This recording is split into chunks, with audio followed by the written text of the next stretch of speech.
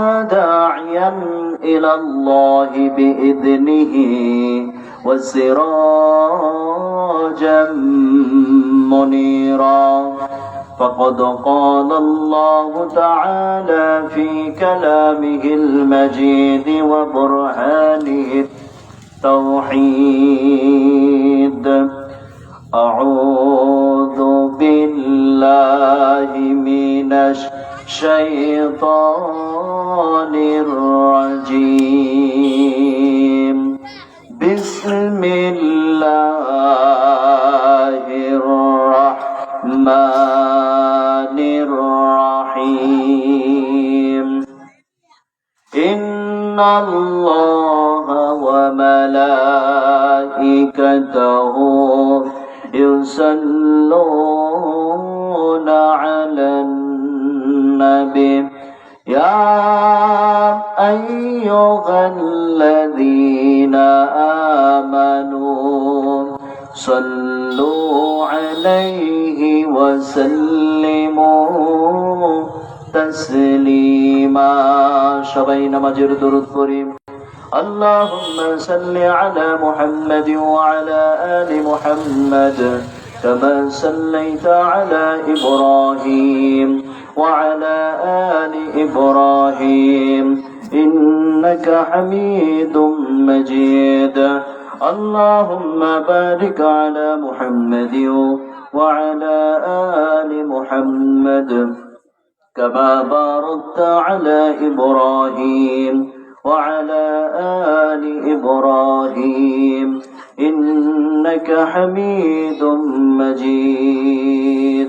الحمد لله رب العالمين দেশের ঐতিহ্যবাহী জেলা গাইবান্ধা গোবিন্দগঞ্জ থানার অন্তর্গত উত্তর আশকুর নামাপাড়া মাদ্রাসা ময়দানে অনুষ্ঠিত আজকের এই মহৎ আয়োজনের সম্মানিত সুযোগ্য সভাপতি জনাব ডক্টর মোহাম্মদ মিজানুর রহমান মাদানী সাহেব, সহসভাপতি হিসেবে রয়েছেন জনাব হাফেজ মোহাম্মদ হারুনুর রশিদ সাহেব, আজকে প্রোগ্রামের সম্মানিত প্রধান অতিথি জননেতা জনাব ডক্টর মোহাম্মদ শামীম কায়সার লিঙ্কন সাহেব, আজকে প্রোগ্রামের সম্মানিত প্রধান মেহমান জনাব মোহাম্মদ ফারুক আহমেদ, প্রধান আকর্ষণ হিসেবে রয়েছেন জনাব মোহাম্মদ ইসমাইল হোসেন সওদাগর বিদ্যুৎ ভাই সহ এতক্ষণ পর্যন্ত ওলামায়ে কেরামগণ স্থানীয় ওলামায়ে কেরামগণ আলোচনা পেশ করেছেন এবং আমার পরে আলোচনা রাখবেন আজকে প্রোগ্রামের সম্মানিত প্রধান মেহমান, অত্যন্ত বিনয়ী মানুষ এবং ওনাকে দেখলে এটা বোঝা যায় যে আসলে এলেমের মধ্য দিয়া আলেমের পরিচয় বহন করে। আমার একজন শায়েখ একটা কথা বলেছিলেন যে যে সবচাইতে জ্ঞানী হয় সে সবচাইতে বিনয়ী হয়। সুবহানাল্লাহ বলেন। যে সবচাইতে জ্ঞানী হবে সে সবচাইতে বিনয়ী হবে, সেটা আমি শায়েখের কাছ থেকে পেয়েছি, আলহামদুলিল্লাহ বলেন।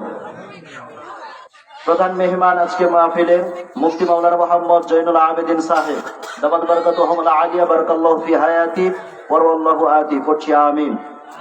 আজকে প্রোগ্রামের অনেকজন উপদেষ্টা মণ্ডলী রয়েছেন, এতগুলো নাম বলতে গেলে অনেক সময় লেগে যাবে। আমরা সকলের জন্য একসঙ্গে দোয়া করছি, বিশেষ অতিথিবৃন্দ সহ সকলের জন্য একসঙ্গে দোয়া করছি আতাআনাল্লাহু আমরাহু ওয়া বারাকাল্লাহু ফি হায়াতি, পড়ছি আমিন।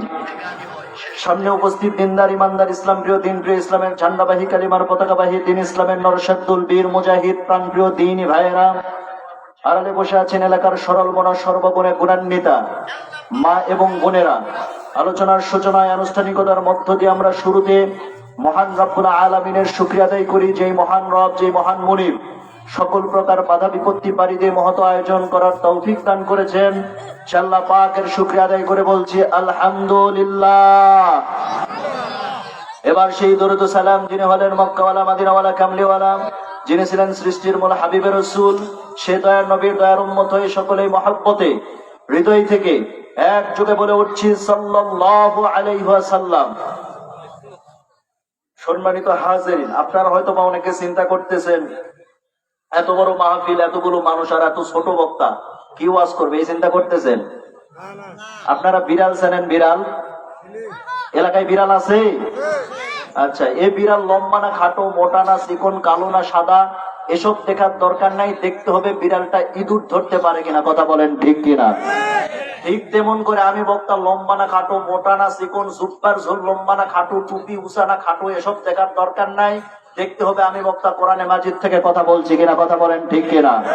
অতএব এই মাহফিল হওয়াতে আমরা খুশি না বেজার? সবাই খুশি, সবাই খুশি। বেজার কারা কারা হাত তোলেন? 1 2 3, এই 3 জন বেজার, আর বাকি সবাই খুশি নাকি? হ্যাঁ হ্যাঁ, এই 3 জন বেজার, তা হাত তুললো যে? হ্যাঁ, বুঝে নাই, ঝোঁকে তালে তুলে ফেলছে। ওয়াজ তো এভাবে শুনলে হবে না, ওয়াজ যা শুনছি মুখস্থ করে বাসায় নিয়ে গিয়ে আমল করবো ইনশাআল্লাহ। অতএব মাহফিল হওয়াতে আমরা খুশি না বেজার? যারা হয়েছি খুশি, মুখে নিয়ে হাসি, আওয়াজ দিয়ে বেশি উঁচু করে কাল্লা চিৎকার দিয়ে বলি সুবহানাল্লাহ। আজকে আমি এখানে বসে আলোচনা করছি, এখানে যদি আপনার ছেলে, আপনার ভাই অথবা আপনার রক্তের সম্পর্কের কেউ যদি এখানে বসে ওয়াজ করতো, মনোযোগ কম দিয়া শুনতেন না বেশি দিয়া শুনতেন? বলেন বলেন, মনোযোগ কম দিতেন না বেশি দিতেন? বেশি দিতেন। ঠিক তেমন করে আমি এখানে বসে ওয়াজ করছি, আমাকে যদি আপনার নিকটস্থ আত্মীয় অথবা রক্তের সম্পর্কের কেউ যদি মনে করতে না পারেন, তাহলে আমার আলোচনা আপনার কর্ণকহরে পৌঁছালেও হৃদয় গভীরে পৌঁছবে না। অতএব আমাকে আপনার নিকটস্থ আত্মীয় অথবা রক্তের সম্পর্কের কেউ যদি মনে করতে পারেন, তাহলে আমার আলোচনা শুধু আপনার কর্ণকহরে নয়, হৃদয় গভীরে পৌঁছবে এবং তা বাস্তব জীবনে আমল করা সম্ভব হবে ইনশাআল্লাহ। সুতরাং এই মাহফিল হওয়াতে আমরা খুশি না বেজার? খুশি, অবশ্যই খুশি। আর শুরুতে আরেকটা কথা বলি, আমার আলোচনার মধ্যে অঙ্গভঙ্গি, রঙ্গমঞ্চ, হাসি তামাশা এগুলো আমার আলোচনার বৈশিষ্ট্য নয়, এবং এটা ইসলাম বলতেও বলে না। ইসলাম বলে তোমরা সেভাবেই বলো যেভাবে বলেছেন মুহাম্মদ সাল্লাল্লাহু আলাইহি ওয়াসাল্লাম। সম্মানিত হাজিরিন, আমরা শুরুতে যে আল্লাহ তাআলার শুকরিয়া আদায় করলাম, এই শুকরিয়া আদায় করলে লাভ কার? আমাদের না আল্লাহর? বলেন বলেন বলেন, কার লাভ? আমাদেরই লাভ হবে। কি লাভ হবে? হাদিসের মধ্যে এসেছে, وعن ابي هريره رضي الله تعالى عنه انه قال قال رسول الله صلى الله عليه وسلم اذا قال الامام سمع الله لمن حمده فقالوا اللهم ربنا لك الحمد فانه من وافق قوله قول الملائكه غفر له ما تقدم من ذنبه رواه البخاري। বুখারী শরীফের হাদিস, ইসলামিক ফাউন্ডেশন কর্তৃক ছাপা, 2য় খণ্ড, 516 নম্বর পরিচ্ছেদ, 129 নম্বর পৃষ্ঠার 760 নম্বর হাদিস। আল্লাহর নবী জানিয়েছেন, যখন ইমাম সাহেব বলবে সামি আল্লাহু লিমান হামিদা, পেছন থেকে কোন বান্দা যদি বলে রব্বানা লাকাল হামদ ফাইন্নাহু মান ওয়াফাকা কওলুহু কওলাল মালাইকা, তার এই বলাটা যদি ফেরেশতাদের সাথে মিলে যায়, গুফিরা লাহু মা তাকাদ্দামা মিন যামবি, মহান আল্লাহ পাক ওই বান্দার পূর্বের জীবনের সমস্ত গুনাহগুলো maaf করে দেবেন। পড়েন সুবহানাল্লাহ। এই যে বসে বসে আমরা কোরআন শুনছি, এই কোরআন শুনলে লাভ কার? আমাদের না আল্লাহর? আমাদেরই লাভ হবে। কি লাভ হবে? আল্লাহ রাব্বুল আলামিন বলেন, ইন্নামাল মুমিনুনা আল্লাযীনা ইযা যুকিরাল্লাহু ওয়াজিলাত قلوبهم وإذا تليت عليهم آياته زادتهم إيمانا وعلى ربهم يتوكلون। সূরা আনফাল 9 নম্বর পারা 16 নম্বর পৃষ্ঠা 3 নম্বর লাইনে 1ম নম্বর রুকুর 2 নম্বর আয়াত। এটা আল্লাহ পাক জানিয়েছে, নিশ্চয়ই যারা মুমিন, আপনারা সামনে বসে আছেন, আপনারা সকলেই কি মুমিন? এই মুমিন বান্দাদের সামনে যখন কোরআনুল কারীম থেকে তেলাওয়াত করা হয়, কোরআনুল কারীমের তাফসীর করা হয়, কোরআনুল কারীমের দর্স দেওয়া হয়, কোরআনুল কারীমের আলোচনা করা হয়, তাদের দিলের ভিতরে যদি যাররা পরিমাণ ঈমানের দুর্বলতা থেকে থাকে, মহান রব্বুল আলামিন বলছেন, কোরআন শোনার সাথে সাথে রব্বুল আলামিন তাদের ঈমানকে শতগুণে বৃদ্ধি করে দেন। পড়েন সুবহানাল্লাহ। সুতরাং আমরা কোরআন শুনবো বেশি, গান শুনবো। কোথাও গান শুনবেন?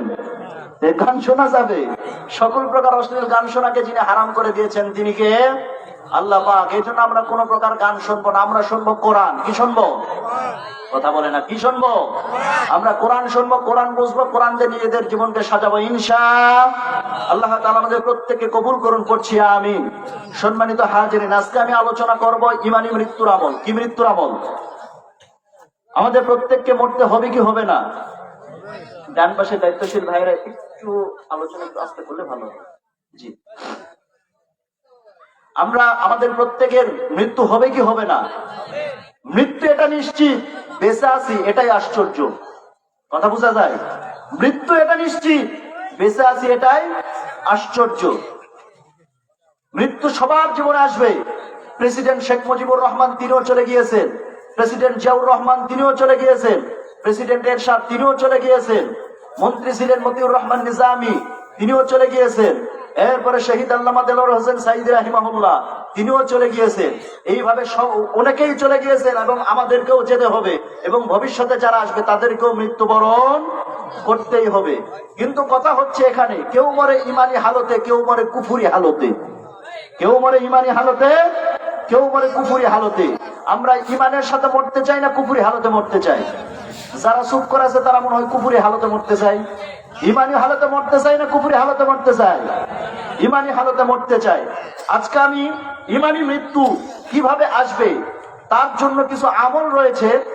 যতদূর পর্যন্ত পেরেছি কোরআন হাদিস পড়াশোনা করে যতদূর পর্যন্ত পেরেছি মোটামুটি 10টি আমল পেয়েছি। কয়টি আমল? 10টি আমল। এর বাহিরে আরো থাকতে পারে, তবে আমি মোটামুটি পড়াশোনা করে 10টি আমল বের করে এনেছি। এই 10টি আমল সম্পর্কে কথা বলবো। আল্লাহ তাআলা যেন আমল করার নিয়তে আমাকে বলার এবং আপনাকেও শোনার তৌফিক দান করেন। সকলে পড়ছি আমিন। সম্মানিত হাজিরিন, আমার মুসলমান ভাইয়েরা, মৃত্যু সবার জন্য নির্ধারিত। মৃত্যু থেকে কেউ পালাতে চাইলে আমরা পারবো না। মৃত্যু সবার জন্য আল্লাহ তাআলা নির্ধারিত করে দিয়েছে। কিন্তু এই মৃত্যুতে যদি ইমানি মৃত্যু পেতে চায়, 1 নাম্বার যে আমল করতে হবে, অবশ্যই কুদৃষ্টি থেকে বেঁচে থাকার দরকার আছে না নাই? নিজেদের দৃষ্টিটাকে হেফাজতে রাখতে হবে। আল্লাহ রাব্বুল আলামিন বলেন, কুল্লিল মুমিনিনা ইয়াগুদ্দু মিন আবসারিহিম ওয়া ইয়াহফাযু ফুরুজাহুম যালিকা আযকা লাহুম ইন্নাল্লাহা খাবীরুম বিমা ইয়াসনাউন। সূরা নূর 30 নম্বর আয়াত। আল্লাহ পাক বলছেন, হে রাসূল, আপনি আপনার উম্মতদেরকে বলে দেন তারা যেন কি করে? নিজেদের দৃষ্টিটাকে যেন হেফাজত করে, অবনত করে রাখে, যেখানে সেখানে যেন নজর না দেয়। এই আয়াতের তাফসীরে ইবনে কাসির একটি হাদিস টেনে এনেছেন। তাফসীরে ইবনে কাসির যে হাদিসটি টেনেছেন সেটা হলো আল্লাহর হাবিব সাল্লাল্লাহু আলাইহি সাল্লাম জানিয়েছেন, কেউ যদি 6টা জিনিসের জিম্মাদারি দিতে পারে, মহান আল্লাহ পাকের কাছে সেদিন হাসরের ময়দানে সরাসরি রাসূল করিম সাল্লাল্লাহু আলাইহি সাল্লাম তার জান্নাতের জিম্মাদারি নিয়ে নেবেন। পড়েন সুবহানাল্লাহ। তাহলে আমাদের জান্নাতের জিম্মাদারি নিয়ে নেবেন মহান আল্লাহর নবী সাল্লাল্লাহু আলাইহি সাল্লাম। 6টা আমলের মধ্য দিয়া কয়টা আমল? 6টা জিনিসের জিম্মাদারি যদি দিতে পারি, 1 নম্বরে যেটার জিম্মাদারি দিতে হবে, মিথ্যা কথা পরিহার করা লাগবে। আমরা মিথ্যা কথা বলি কি বলি না? যদি থাকি গোবিন্দগঞ্জ মোড়ে, বলবে যে এই বাগদা মোড়ে আছে না নাই? এই যে মিথ্যা কথা যে বললেন, এইটা বলার কারণে আপনি জিম্মাদারির কাতার থেকে বেরিয়ে গেলেন। যেখানে আছেন সেই স্থানটার আপনি নাম বলবে। এই মিথ্যা কথা বলা যাবে না। 1 নম্বরে মিথ্যা কথা বলা যাবে না, মিথ্যা কথা পরিহার করা লাগবে। 2 নম্বরে ওয়াদা দিলে ওয়াদা ভঙ্গ করা যাবে না, ওয়াদা সঠিকভাবে পালন করা লাগবে। 3 নম্বরে আমানতের খেয়ানত করা যাবে না। 4 নম্বরে যে আমল হতেছে সেটা হলো নিজেদের দৃষ্টিকে হেফাজতে রাখতে হবে। 5 নম্বরে যে আমল, নিজের 2 হাতকে হেফাজতে রাখতে হবে। আপনার 2 হাতের দ্বারা যেন কেউ জুলুমের শিকার না হয়, আপনার হাত দ্বারা কেউ যেন জুলুমের অন্তর্ভুক্ত না হয়ে যায়, মাজলুম হয়ে না পড়ে। কারণ মাজলুমের দোয়া সরাসরি যিনি কবুল করে নেন তিনি কে? আল্লাহ পাক মাজলুমের দোয়া কবুল করে নেন। 6 নম্বরে যেই কাজ করতে হবে সেটা হলো লজ্জাস্থানের হেফাজত করতে হবে। অন্য আরেকটি হাদিসে 6টা জিনিসকে একত্রিত করে আল্লাহর হাবিব সাল্লাল্লাহু আলাইহি সাল্লাম 2টা জিনিসকে উল্লেখ করেছেন। কেউ যদি 2টা জিনিসের জিম্মাদারি দিতে পারে, সরাসরি আমি রাসূল সাল্লাল্লাহু আলাইহি সাল্লাম তার জান্নাতের জিম্মাদারি নিয়ে নেব। বলেন সুবহানাল্লাহ। সেই 2টা জিনিস কি কি? আল্লাহর হাবিব সাল্লাল্লাহু আলাইহি সাল্লাম জানিয়েছেন, এই 2টা জিনিসের 1 নাম্বার যেই জিনিস হচ্ছে সেটা হলো দুই চাওয়ালের মধ্যবর্তী স্থান, আর দ্বিতীয় নম্বরে বলা হয়েছে দুই উরুর মধ্যবর্তী স্থান। দুই চাওয়ালের মধ্যবর্তী স্থান তথা জিহবা আর দুই উরুর মধ্যবর্তী স্থান তথা যৌনাঙ্গ, এই দুইটা জিনিসের কেউ যদি জিম্মাদারি দিতে পারে, স্বয়ং রাসূল করিম সাল্লাল্লাহু আলাইহি ওয়াসাল্লাম তার জান্নাতের জিম্মাদারি নিয়ে নেবেন। পড়েন সুবহানাল্লাহ।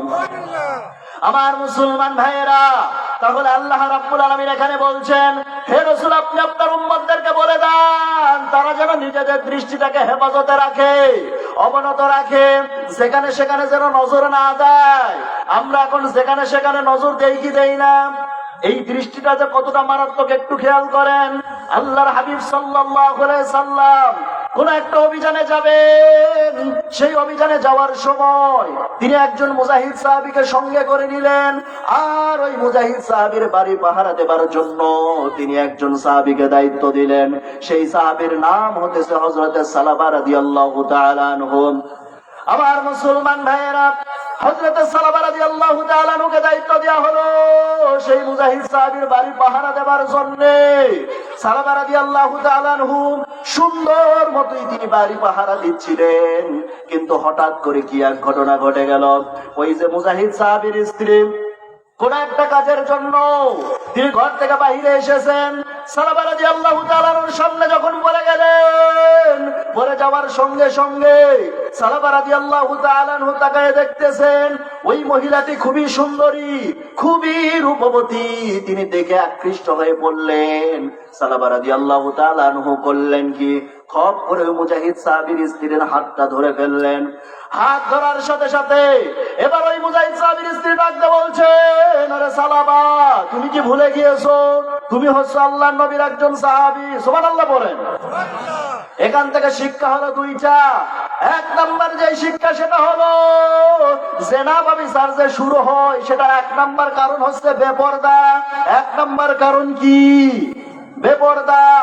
আমার মুসলমান ভাইরা, আর দ্বিতীয় নাম্বার শিক্ষা হচ্ছে এটাই, দ্বিতীয় নাম্বার শিক্ষা হলো এটাই যে কেউ যদি আপনার কাছে কুপ্রস্তাব দেয়, আমার বোনদেরকে বলবো বোন আপনার কাছে কেউ যদি কুপ্রস্তাব দেয়, এবং যুবক ভাইদেরকে বলবো আপনার কাছেও যদি কোনো নারী অসৎ নারী আপনার কাছে কুপ্রস্তাব দিয়ে থাকে, সঙ্গে সঙ্গে আপনি জবান খুলে বলে ফেলবেন ইন্নী আখাফুল্লাহ। আপনি জবান খুলে বলে ফেলবেন আমি ভয় করি কাকে? আল্লাহকে। আমার মুসলমান ভাইয়ের এই দুইটা শিক্ষা এখান থেকে পাওয়া যায়। এবার সালাবা রাদিয়াল্লাহু তাআলা আনহুকে যখনই বলল, ওরে সালাবা তুমি কি ভুলে গিয়েছো তুমি হচ্ছে আল্লাহর নবীর একজন সাহাবী, সালাবা রাদিয়াল্লাহু তাআলা আনহু সঙ্গে সঙ্গে হাতটাকে গুটায় নিলেন। এবার চক্ষু লজ্জায় পড়ে গেলেন, সেদিকে দু চোখ যায় সেই দিকে রওনা দিয়ে দিলেন। আমার মুসলমান ভাইয়েরা, আল্লাহর হাবিব সাল্লাল্লাহু আলাইহি সাল্লাম যখন অভিযান শেষ করে ফিরলেন, সালাবা রাদিয়াল্লাহু তাআলা আনহু চলে গিয়েছেন এইদিকে, নবীজি অভিযান করে ফিরে এসেছেন। ওই মুজাহিদ সাহাবীও যখন ফিরে এসেছেন, এবার মুজাহিদ সাহাবীর স্ত্রী সম্পূর্ণ ঘটনাটা যখন মুজাহিদ সাহাবীকে বলল, মুজাহিদ সাহাবী এবার চলে গেল আল্লাহর নবীর কাছে। আল্লাহর নবীর কাছে গিয়ে আল্লাহর নবীকে সম্পূর্ণ ঘটনাটা বর্ণনা করলো। আল্লাহর হাবিব সাল্লাল্লাহু আলাইহি সাল্লাম ঘটনাটি শোনার সঙ্গে সঙ্গে তিনি ঘোষণা করে জানায় দিলেন, আমি সালাবাকে মাফ করব না। কারণ হতেছে সালাবাকে অন্য কেহ নয়, স্বয়ং আমি মুহাম্মদুর রাসূলুল্লাহ সাল্লাল্লাহু আলাইহি ওয়াসাল্লাম আমি নিজেই তাকে দায়িত্ব দিয়েছি। বলেন সুবহানাল্লাহ। আমার মুসলমান ভাইয়েরা, আল্লাহর হাবিব সাল্লাল্লাহু আলাইহি সাল্লাম সালাবাকে যে মাফ করবে না, এই কথাটা কোন একভাবে সালাবার কান অবধি পৌঁছে যায়। সালাবা রাদিয়াল্লাহু তাআলা আনহু এই কথাটা শোনার সঙ্গে সঙ্গে তিনি কান্নায় ভেঙে বললেন, সিজদায় পড়ে আল্লাহকে ডেকে ডেকে বলছেন, আল্লাহ গো মাফ করে দাও, আমি ভুল করে ফেলেছি। আল্লাহ নবী সমস্ত সাহাবীদেরকে বললেন, সাহাবীরা রে তোমরা যাও আমার সালাবাকে খুঁজে নিয়ে আসো। সমস্ত সাহাবায়ে কেরামগণ একসঙ্গে খুঁজতেছেন আমাদের সালাবা কোথায় গেল। সালাবাকে সবাই খুঁজতেছে, কেউ সালাবাকে খুঁজে পায় না। সর্বশেষ সালাবাকে সেই ব্যক্তিকে খুঁজে পাইলেন যেই মুজাহিদ সাহাবীর স্ত্রী তিনি হাত ধরেছিলেন। ওই মুজাহিদ সাহাবী নিজেই গিয়ে খুঁজে পেলেন। তাকায় দেখতেছেন সালাবা রাদিয়াল্লাহু তাআলা আনহু নামাজের সিজদায় পড়ে কাঁদতেছেন। আমার মুসলমান ভাইয়েরা, এবার মুজাহিদ সাহাবীকে সালাবাকে ডাক দিয়ে বলছেন, সালাবা রে, তুমি কেঁদো না, তুমি আমার সঙ্গে চলো, আমি তোমাকে মাফ করে দিলাম, আল্লাহর নবীর দরবারে চলো। সালাবা রাদিয়াল্লাহু তাআলা এবার বলছেন, না মুজাহিদ সাহাবী ভাই, আমি যেতে পারবো না, কারণ হতেছে তুমি আমাকে মাফ করলে হবে কি, আল্লাহর নবী তো আমাকে মাফ করে নাই, সুতরাং আমি যেতে পারবো না। এবার যখন সালাবা রাদিয়াল্লাহু তাআলা যেতে অসম্মতি জানালেন, এবার মুজাহিদ সাহাবী ডাকতে বলছেন, ভাই সালাবা, আল্লাহর নবীর কয়েকজন প্রিয় সাহাবী আছে, আমরা সেখানে যাই, তাদের কাছে যাই, তারা যদি আল্লাহর নবীর কাছে সুপারিশ করে, আমাদের বিশ্বাস আল্লাহর হাবিব সাল্লাল্লাহু আলাইহি সাল্লাম অবশ্যই অবশ্যই তোমাকে মাফ করে দেবেন। বলেন সুবহানাল্লাহ। আমার মুসলমান ভাইয়েরা, এবার দুজন মিলে চলে গেল আল্লাহর নবীর প্রিয় একজন সাহাবী হযরত আলী রাদিয়াল্লাহু তাআলা আনহুর কাছে। আল্লাহর নবী এই সাহাবীর কাছে যাওয়ার পরে আলীকে ডাকতে বলছে, ওরে আল্লাহর নবীর সাহাবী আলী, তুমি একটু দয়া করে সালাবার বিষয়ে আল্লাহর নবীর কাছে একটু সুপারিশ করো, আল্লাহর নবী যেন মাফ করে দেন, এই বিষয়ে তুমি একটু সুপারিশ করো। সালাবা রাদিয়াল্লাহু তাআলা এমন করে যখন বলল, আলী রাদিয়াল্লাহু তাআলা এবার ডাকতে বলছেন, না, আমি এই বিষয়ে সুপারিশ করতে পারবো না, যা বলেছো তোমরা এখান থেকে বেরিয়ে চলে যাও, দ্বিতীয়বার আর ওই কথা বলতে যেও না, তোমরা চলে যাও। এবার দুজন সেখান থেকে বাধ্য হয়ে চলে গেল এবার ওসমান রাদিয়াল্লাহু তাআলা আনহুর কাছে। আল্লাহর নবীর এই সাহাবী হযরত ওসমান রাদিয়াল্লাহু তাআলা আনহুর কাছে গিয়ে বলছেন, ভাই ওসমান, আপনি একটু আল্লাহর নবীর কাছে সুপারিশ করেন, আমি সালাবাকে যেন আল্লাহর নবী মাফ করে দেন। এমন কথা বলার সাথে সাথে ওসমান বলছেন, না ভাই, আমি এ বিষয়ে কোনো সুপারিশ করতে পারবো না, আপনি চলে যান। এবার দুজন মিলে চলে গেল ওমর ফারুকের কাছে। গরম মানুষ না নরম মানুষ? বলেন বলেন বলেন, গরম না নরম মানুষ? গরম মানুষ ওমর ফারুক রাদিয়াল্লাহু তাআলা আনহুর কাছে। সেখানে গিয়ে যখন ওমর ফারুক রাদিয়াল্লাহু তাআলা আনহুকে বলল, ওরে আল্লাহর নবীর প্রিয় সাহাবী ওমর, আপনি একটু আল্লাহর নবীর কাছে সুপারিশ করেন, আল্লাহর হাবিব সাল্লাল্লাহু আলাইহি ওয়াসাল্লাম যাতে করে আমি সালাবাকে মাফ করে দেয়। ওমরে ফারুক সঙ্গে সঙ্গে তরবারিটাকে উলঙ্গ করে বলছেন, যা বলেছে এই পর্যন্তই, চুপ থাকো, দ্বিতীয়বার যদি বলতে চাও এই তরবারিয়া দিয়ে আমি তোমার কল্লাটা উড়াইয়ে ফেলবো। পড়েন সুবহানাল্লাহ। আমার মুসলমান ভাইয়েরা, এবার দুজন মিলে চলে গেল হযরত আবু বকর রাদিয়াল্লাহু তাআলা আনহুর কাছে। আল্লাহর নবীর প্রিয় সাহাবী হযরত আবু বকর রাদিয়াল্লাহু তাআলা আনহু তার কাছে যাওয়ার পরে আবু বকর রাদিয়াল্লাহু তাআলা আনহুকে বলছে, আল্লাহর নবীর সবচেয়ে প্রিয় সাহাবী আপনি, আপনি যদি একটু আল্লাহর নবীর কাছে সুপারিশ করেন, আমাদের বিশ্বাস অবশ্যই আল্লাহর নবী আমাকে মাফ করে দেবেন। এমন কথা বলার সাথে সাথে হযরত আবু বকর বলছেন, যা বলেছো এই পর্যন্তই, চুপ থাকো, কারণ আল্লাহর রাসূল সাল্লাল্লাহু আলাইহি সাল্লাম যেই বিষয়ে একবার সিদ্ধান্ত নিয়েছেন, আমি আবু বকরের ক্ষমতা নাই সেই বিষয়ে আমি কোনো দ্বিতীয় সিদ্ধান্ত নেব। বলেন সুবহানাল্লাহ। আমার মুসলমান ভাইয়েরা, অবশেষে সাহাবা রাদিয়াল্লাহু তাআলা বাধ্য হয়ে গেলেন সেজদায় পড়ে এবার আল্লাহকে ডেকে ডেকে বলছেন, আল্লাহ গো, ভুল করে ফেলেছি, মাফ করে দাও। তোমার হাবিব তো আমাকে মাফ করবে না, তবে হ্যাঁ, তুমি যদি আমাকে মাফ করে দাও, আমার বিশ্বাস তোমার হাবিবও আমাকে মাফ করে দেবেন। একটা পর্যায়ে আল্লাহর দরবারে দোয়া মঞ্জুর হয়ে যায়। জিবরিল আমিনের মাধ্যমে আল্লাহ তাআলা জানায় দিলেন, হে রাসূল, আমি আল্লাহ পাক সালাবাকে মাফ করে দিয়েছি, সুতরাং আপনিও মাফ করে দেন। আল্লাহর হাবিব সাল্লাল্লাহু আলাইহি সাল্লাম মুস্কি একটা হাসি দিলেন, ডাকতে বলছেন, ওরে আমার সাহাবীরা, যাও যাও যাও, আমার সালাবাকে খুঁজে নিয়ে আসো। আল্লাহ রাব্বুল আলামিন যেহেতু সালাবাকে মাফ করে দিয়েছেন, সুতরাং নতুন করে এই জায়গায় আমি রাসূল করিম সাল্লাল্লাহু আলাইহি সাল্লাম নতুন করে আর দ্বিতীয় কোনো বক্তব্য রাখতে চাই না। বলেন সুবহানাল্লাহ।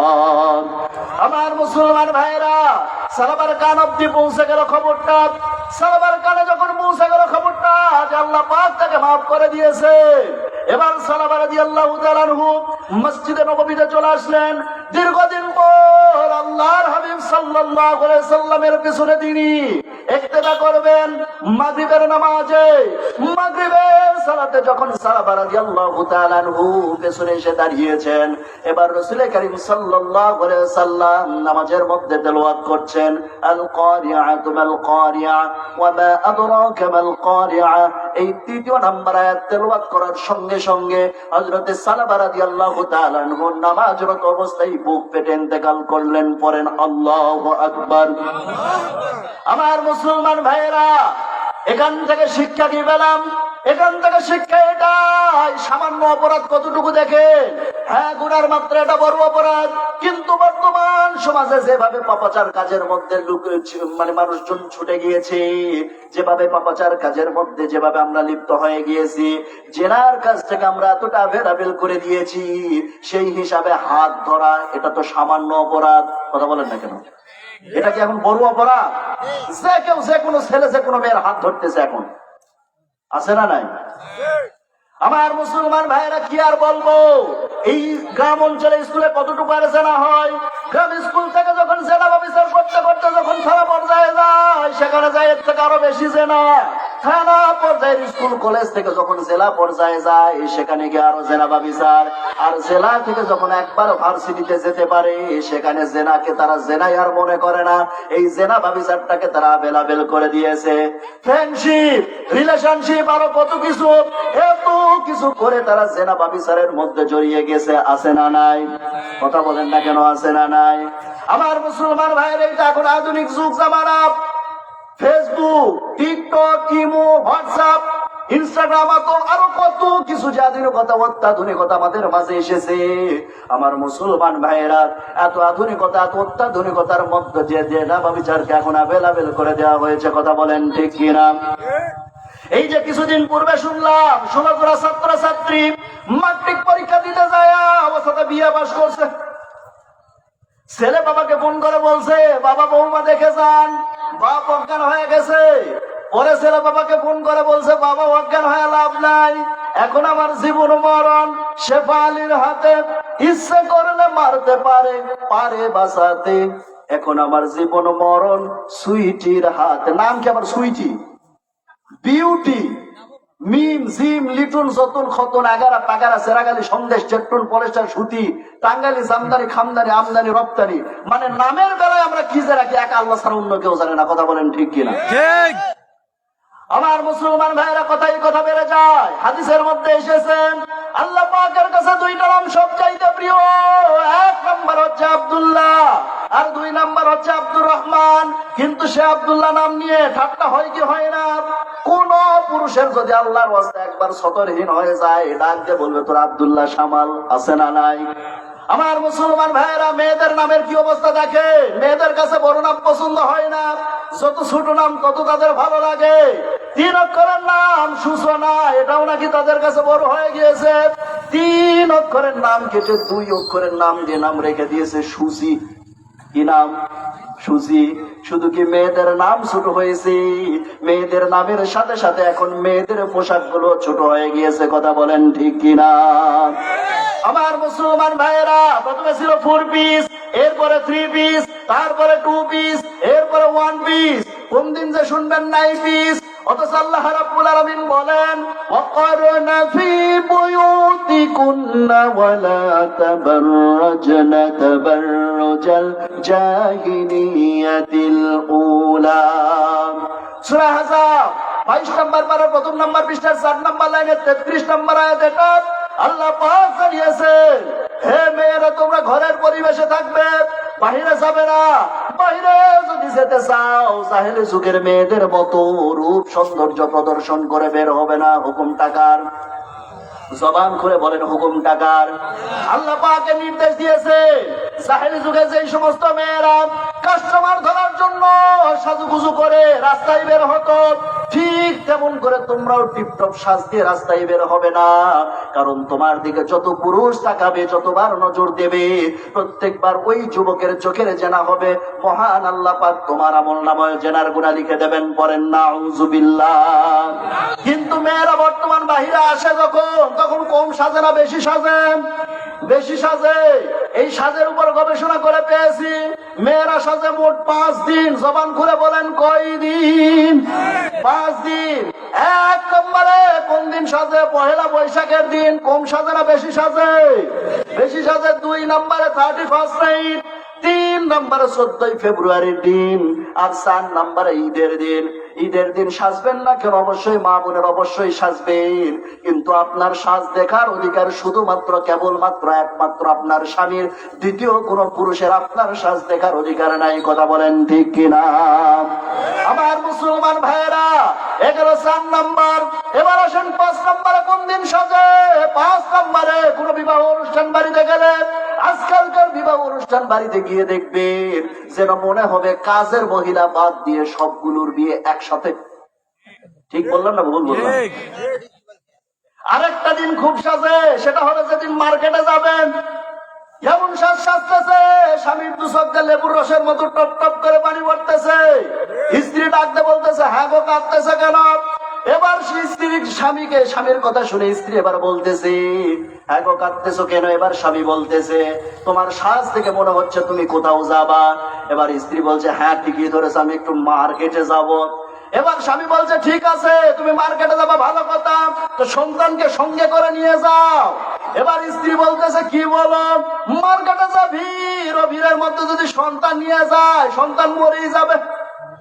আচ্ছা মুসলমান জবাব দেবেন, যেই ভিড়ের মধ্যে গেলে সন্তান মরবে, ওই ভিড়ের মধ্যে জোর বউ কোল বালিশ হবে, সেই কথা কি খেয়াল ছিল না? কথা বলেন না কেন? খেয়াল ছিল না? আমার মুসলমান ভাইয়েরা, এবার স্বামী বলছে, দুধ খাওয়াবে কে? হাতের মধ্যে একখান ফিডার ধরে দিয়ে বলে, তুমি খাওয়াও। এবার হাইব্রিড জাতের লিপস্টিক মেখে, হাই হিল পায়ে দিয়ে ডুং ডুং করে একবারে মার্কেটে যাওয়ার পরে দোকানদারের সামনে গিয়ে বসবে। বসার পরে ঠ্যাঙের উপর ঠ্যাং তুলে দেয়, মানে পায়ের উপর পা তুলে দিয়ে বসবে। বসার পরে এবার ডাক দিয়ে বলবে, ভাইয়া একটা শাড়ি দেখানো যাবে কি? মানে এমন ভাবে বলবে, মদ মাকড়া সিফাত বাগুনা বেগুনা ওয়াজিব গুনা কোনো টপল নাই, সব সহি শুদ্ধ আদায়। ঠিক। ভাইয়া একটা শাড়ি দেখানো যাবে কি?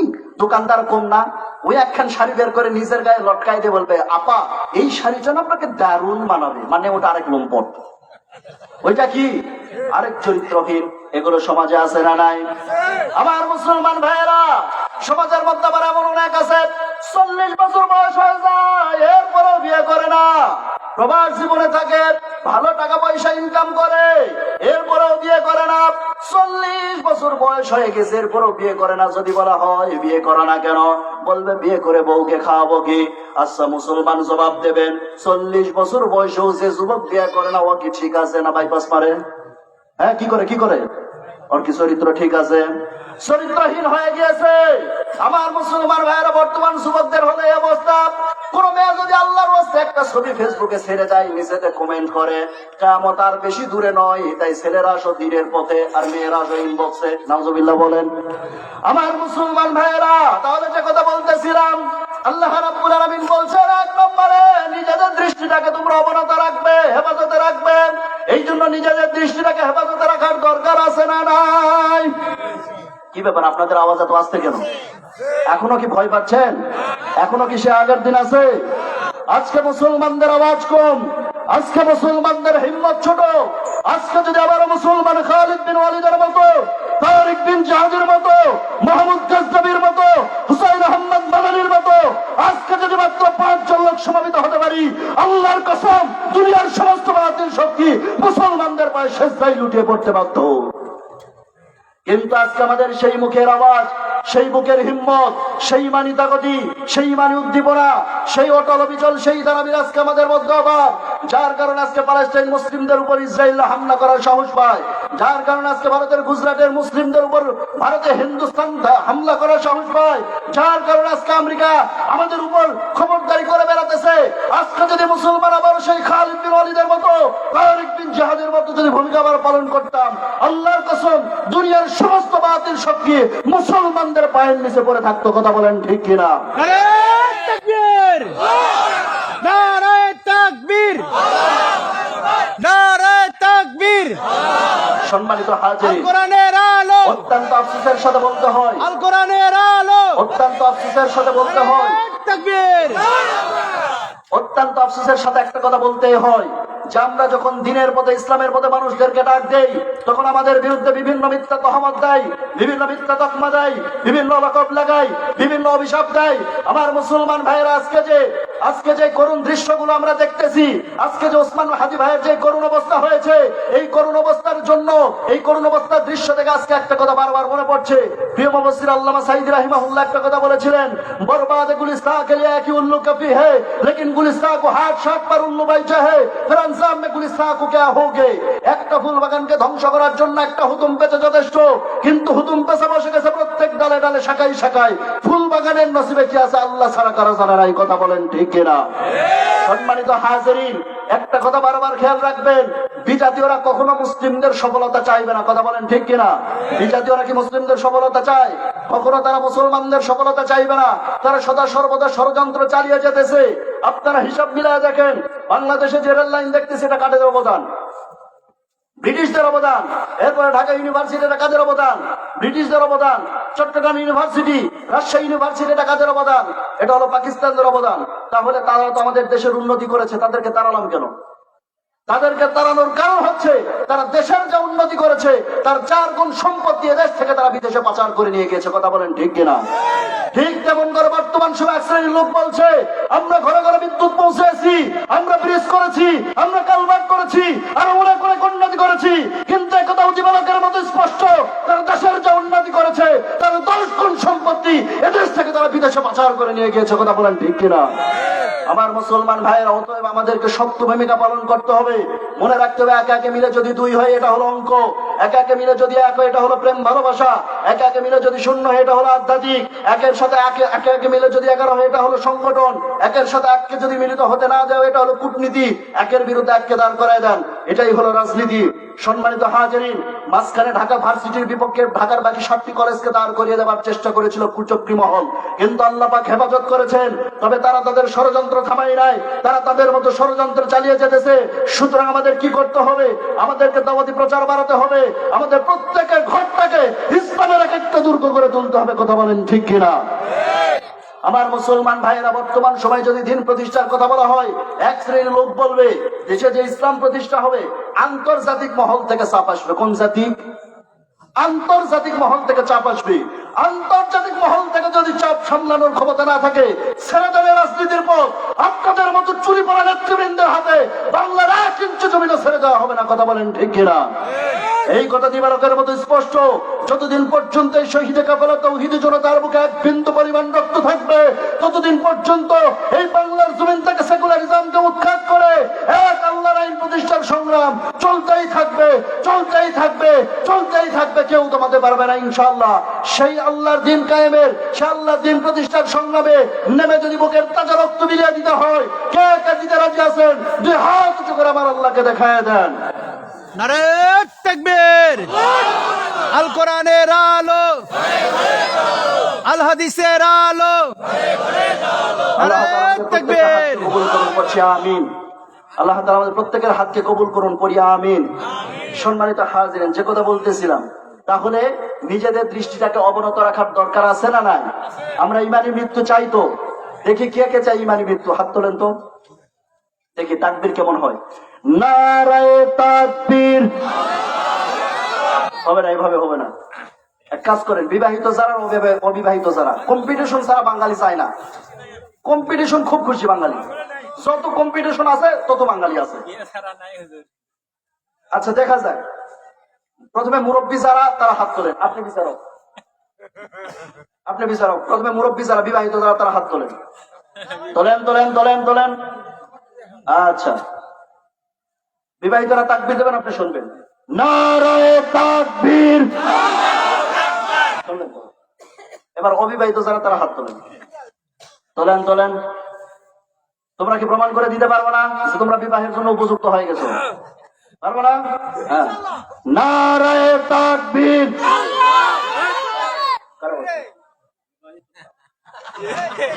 ওনার বন্ধু আছে তো, ওই জন্য ওইদিকে সমর্থন দিছে। আচ্ছা, উনি স্থানীয় মানুষ, ওনার রায় মানলেন না। আমি যদি রায় দেই, আমার রায় মানবেন তো? আচ্ছা, তাহলে আরেকবার তাকবীর হোক। যারা বিবাহিত তারা আগে হাত তোলেন। নারায়ে তাকবীর।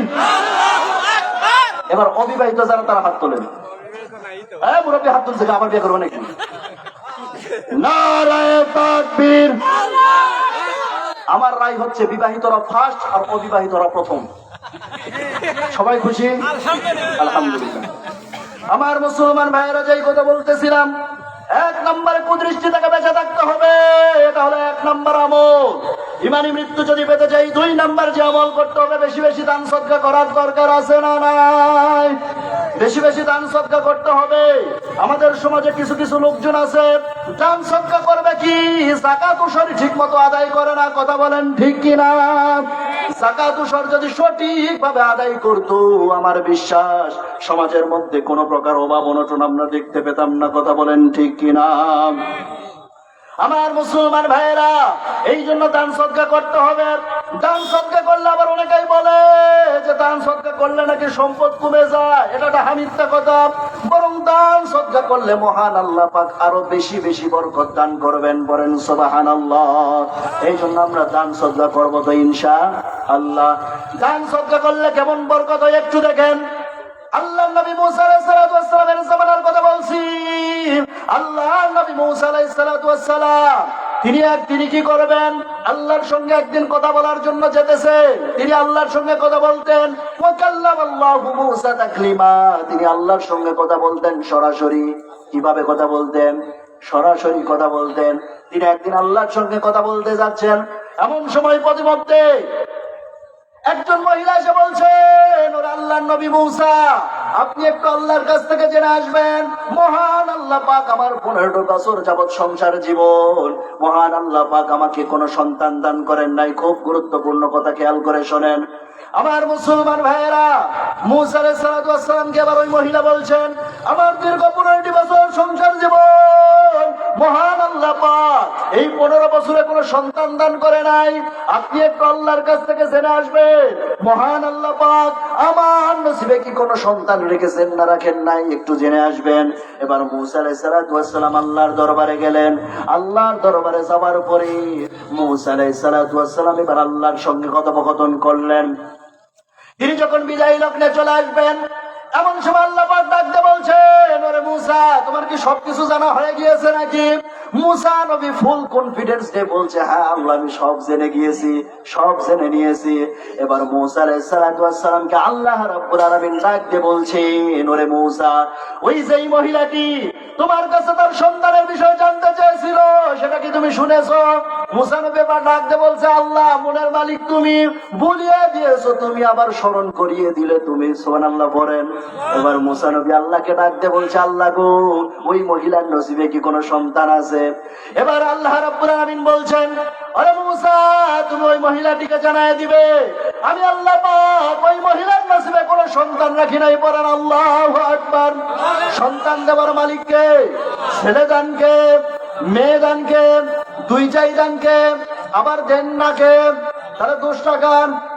আল্লাহর দোষ হবে? ফয়সালা কার? আল্লাহ পাকের। কাউকে আল্লাহ পাক ছেলে দিয়ে পরীক্ষা করেন, কাউকে আল্লাহ পাক মেয়ে দিয়ে পরীক্ষা করেন, কাউকে আল্লাহ পাক উভয়টাই দিয়ে পরীক্ষা করেন, আবার আল্লাহ পাক কাউকে না দিয়ে পরীক্ষা করেন। বরকত কে দেন? আল্লাহ পাক দেন। কিন্তু সমাজের মধ্যে এমন কিছু মানুষ আছে, যদি বারবার মেয়ে সন্তান হয় রেগে যায়, এরকম কিছু কাপুরুষ আছে না নাই? পারে না স্ত্রীকে তালাক দেয়, ঠিক না বেঠিক? আমার মুসলমান ভাইয়েরা, মেয়ে সন্তান হওয়ার কারণে স্ত্রীকে তালাক দিয়ে দেয়, তাদের উদ্দেশ্যে বলবো, বারবার মেয়ে সন্তান হওয়ার জন্য আপনি স্ত্রীকে তালাক দিচ্ছেন। যার সন্তান নাই তাকে গিয়ে জিজ্ঞেস করেন, সন্তান না থাকার কি হাহাকার, তাকে গিয়ে জিজ্ঞেস করেন। আমার মুসলমান ভাইয়েরা, এই জন্য সন্তান যেটাই হোক শুকরিয়া আদায় করবো কার? আমার মুসলমান ভাইয়েরা, সেদিন একজন প্রাইমারি স্কুলে হেডমাস্টারের একটা ঘটনা শুনলাম। ওই হেডমাস্টারের 9টা সন্তান, 9টাই মেয়ে। 10ম সন্তান স্ত্রীর গর্ভে যখন এসেছে, 10ম নম্বর সন্তান যখন স্ত্রীর গর্ভে এসেছে,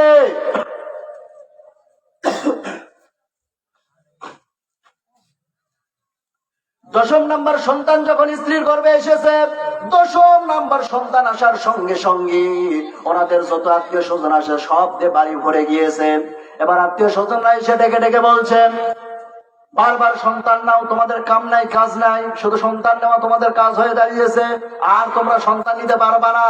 এইটা যদি মেয়ে হয় তাহলে নাম রেখে দিবা ইতি, সমাপ্তি, আন্না, সাইনা, এইরকম পরামর্শ দিতে লাগলো। এখন মাস্টার বলতেছে, হুজুরের সাথে গল্প তো বলতেছে, হুজুর আমার কাছে যখন এরকম পরামর্শ দিতে লাগলো, আমি তখন ডাক দিয়ে বললাম, শোনো, এই মেয়ের জন্ম দিয়েছে আমি, এই মেয়েদের দেখাশোনা করবো আমি, এই মেয়ের বিয়ে দেবো আমি, সুতরাং আমাকে তোমাদের পরামর্শ দেওয়া লাগবে না।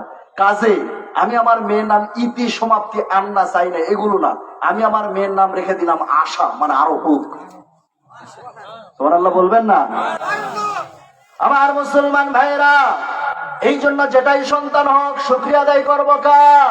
আল্লাহ পাকের। সেদিন একজনের গল্প শুনলাম, একজন ব্যক্তির 6টা মেয়ে সন্তান, 6টা মেয়ে সন্তান, 7ম নম্বর সন্তান যখন স্ত্রীর গর্ভে এসেছে, রাতের বেলা ঘুমানোর সময় এবার স্ত্রীকে বলছে, শোনো, এই সন্তানটা যদি মেয়ে হয় তাহলে কিন্তু তোমাকে ডিভোর্স দিয়ে দেব। এবার স্ত্রীকে এমন কথা বলার সাথে সাথে আমার মুসলমান ভাইরা এই কথা বলে রাতের বেলা সে ঘুমিয়ে গিয়েছে।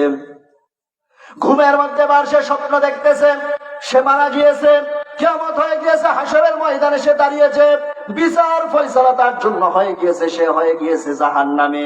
এবার তাকে যখন ফেরেশতারা জাহান্নামের দিকে নিয়ে যাচ্ছে, প্রথম গেটে গিয়ে দেখে তার বড় মেয়ে দাঁড়িয়ে আছে, বলছে, না, আমার বাবাকে আমি জাহান্নামে যেতে দেব না। দ্বিতীয় নাম্বার গেটে গিয়ে দেখে দ্বিতীয় মেয়ে, 3 নাম্বার গেটে গিয়ে দেখে তৃতীয় মেয়ে, 4র্থ নাম্বার গেটে গিয়ে দেখে 4র্থ মেয়ে, 5ম গেটে 5ম মেয়ে, 6ষ্ঠ গেটে 7ম মেয়ে, 6ষ্ঠ গেটে 6ষ্ঠ মেয়ে। যখন 7ম গেটে গিয়েছে, 7ম গেটে গিয়ে দেখে কোনো আর মেয়ে নাই। এবার ফেরেশতারা মারছে ধাক্কা, এক ধাক্কায় জাহান্নামের তলদেশে। যখনই জাহান্নামের তলদেশে গেছে, অমনি তার ঘুম ভেঙে গেছে। ঘুম থেকে জাগা পেয়ে দেখতেছে পুরো শরীর ঘামে অস্থির। এবার স্ত্রীকে তারে নারে বাপরে বাপ ডেকে তুলে বলতেছে, প্রাণের বিবি, তাড়াতাড়ি দোয়া করো, আল্লাহ যেন এই সন্তানটাও মেয়ে সন্তান দেন। সুবহানাল্লাহ বলে। এই জন্য মেয়ে সন্তান কার রহমত? বলেন বলেন, কার রহমত? হাদিসের ভাষা যেটা, সেটা হলো মেয়েদেরকে আল্লাহ তাআলা এত সম্মান দান করেছে, মেয়ে জাতিকে আল্লাহ তাআলা এত মর্যাদা দান করেছে, কন্যা হিসেবে রহমত, স্ত্রী হিসেবে নিয়ামত, আর মা হিসেবে জান্নাত। সুবহানাল্লাহ বলেন। এমন নিয়ামত আমরা কি হারাতে চাই? কথা বলেন না কেন? এমন নিয়ামত পেয়ে কি আমরা হারাতে চাই? আল্লাহ তাআলা এমন সম্মান মেয়েদেরকে দান করেছেন, আর মেয়েরা বোঝে না। মেয়েরা বোঝে না। নারী অধিকারের প্রতিষ্ঠার জন্য কত সংগঠন, 19টার মতো সংগঠন তারা তৈরি করে ফেলেছে। আহারে, তোমরা যতক্ষণ পর্যন্ত কোরআন হাদিস মানবা না যতক্ষণ পর্যন্ত, ততক্ষণ পর্যন্ত 19টা কেন 19 কোটি সংগঠন তৈরি করেও তোমরা কখনো সমাজের মধ্যে নারীদের অধিকার প্রতিষ্ঠা করতে পারবে না। কথা বলেন ঠিক কিনা? যখন কোরআনের ছায়াতলে আসতে পারবে, যখন কোরআন অনুযায়ী নিজেদের জীবন সাজাতে পারবে, মহান আল্লাহ পাকের অশেষ মেহেরবানিতে এমনিতেই আল্লাহ পাক নারীদের মর্যাদা প্রতিষ্ঠা করে দেবেন। সুবহানাল্লাহ বলেন। আমার মুসলমান ভাইয়েরা, আবার অনেক পিতা আছে ছেলের জন্য পাগল করা হয়ে যায়, কিন্তু আমি দেখেছি, যত জায়গায় দেখেছি, পিতা মাতার সাথে যে ঘর থেকে বের করে দিয়েছে, এটা ইতিহাস। প্রত্যেকটা জায়গায় কিন্তু মেয়েদের ঘর থেকে বের করে দিয়েছে এমন ইতিহাস নাই। প্রত্যেকটা জায়গায় এই ইতিহাস পাওয়া যায়, ছেলের ঘর থেকে বের করে দিয়েছে, আছে না নাই? সেদিন একটা নিউজে দেখলাম, বড় চ্যানেলের নিউজ, বড় কোন একটা চ্যানেলের নিউজ, সম্ভবত যমুনা টিভির নিউজ। সেই নিউজে দেখলাম মায়ের থাকার ঘরের জন্য ব্যবস্থা করে নাই। এত সুন্দর বাড়ি থাকতে সেখানে মায়ের ঘর করে নাই, মায়ের থাকার জন্য ব্যবস্থা করে দিয়েছে মুরগির ঘরটাকে। নাউজুবিল্লাহ বলবেন না? এইরকম কিছু কুলাঙ্গার সন্তান বাংলার জমিনে এখনো আছে না নাই? সেদিন সিরাজগঞ্জে এক যুবকের কথা শুনলাম, সে যুবক নতুন বিয়ে করেছে, বিয়ে করার 2 দিনের মাথায় স্ত্রী তাকে ডাক দিয়ে বলতেছে, প্রাণের স্বামী, তুমি যদি আমার সঙ্গে সংসার করতে চাও, সংসার যদি করতে চাও, তাহলে তোমার মা বাবাকে বাদ দিয়ে শুধু আমাকে নিয়ে সংসার করতে হবে। যুবকটি এক কথাই রাজি হয়ে যায়। পরের দিন মায়ের সাথে ঝগড়া বাঁধিয়ে শ্বশুর বাড়ি চলে যায়।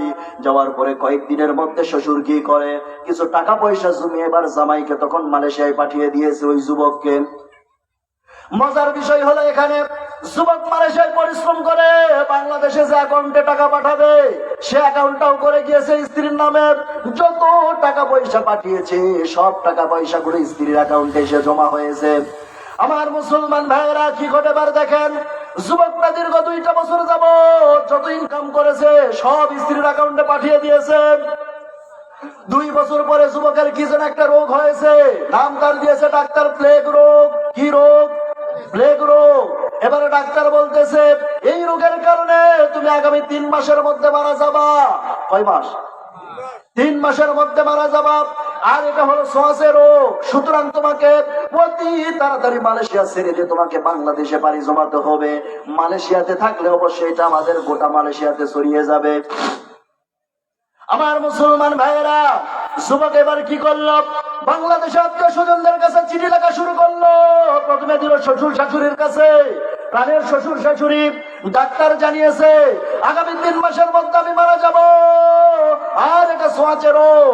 এই জন্য ডাক্তার জানিয়েছে অতি তাড়াতাড়ি আমাকে মালয়েশিয়া ছাড়তে হবে, বাংলাদেশে যেতে হবে, আমি বাংলাদেশে আসতেছি।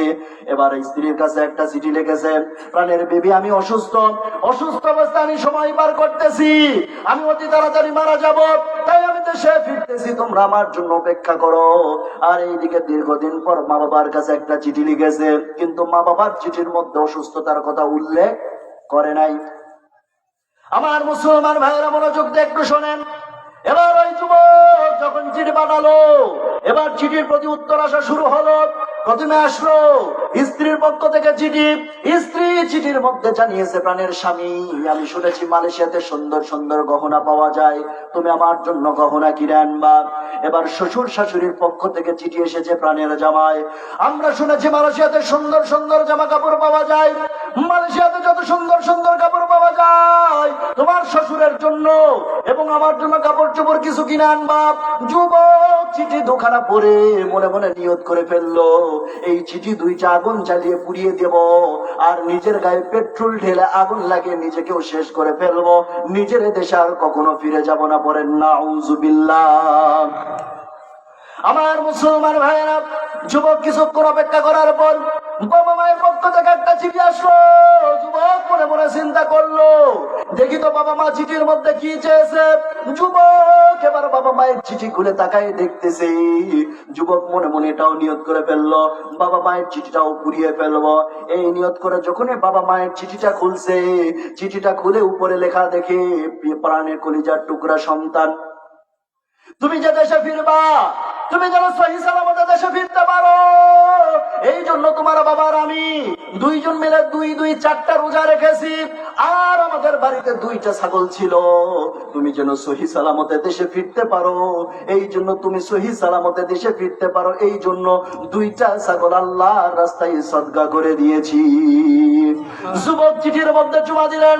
যুবক কাঁদতে কাঁদতে অস্থির হয়ে যেতেছেন, ডেকে ডেকে আল্লাহকে বলছেন, আল্লাহ গো, যাদের জন্য আমি আমার জীবনটাকে শেষ করে ফেললাম, তারা আমার মহব্বত বুঝলো না, আমার কদর বুঝলো না, আর যাদেরকে আমি গুরুত্ব দিলাম না, তারা আমার জন্য রোজা রাখে, আমার সহি সালামতে দেশে পৌঁছার জন্য দান সদকা করে, আমি দেশে ফিরে যাব, কারোর জন্য যদি কোনো কিছু কিনে নিয়ে নেওয়া যায়, অন্তত আমি আমার মা বাবার জন্য কোনো কিছু কিনে নিয়ে যাব। বলেন সুবহানাল্লাহ।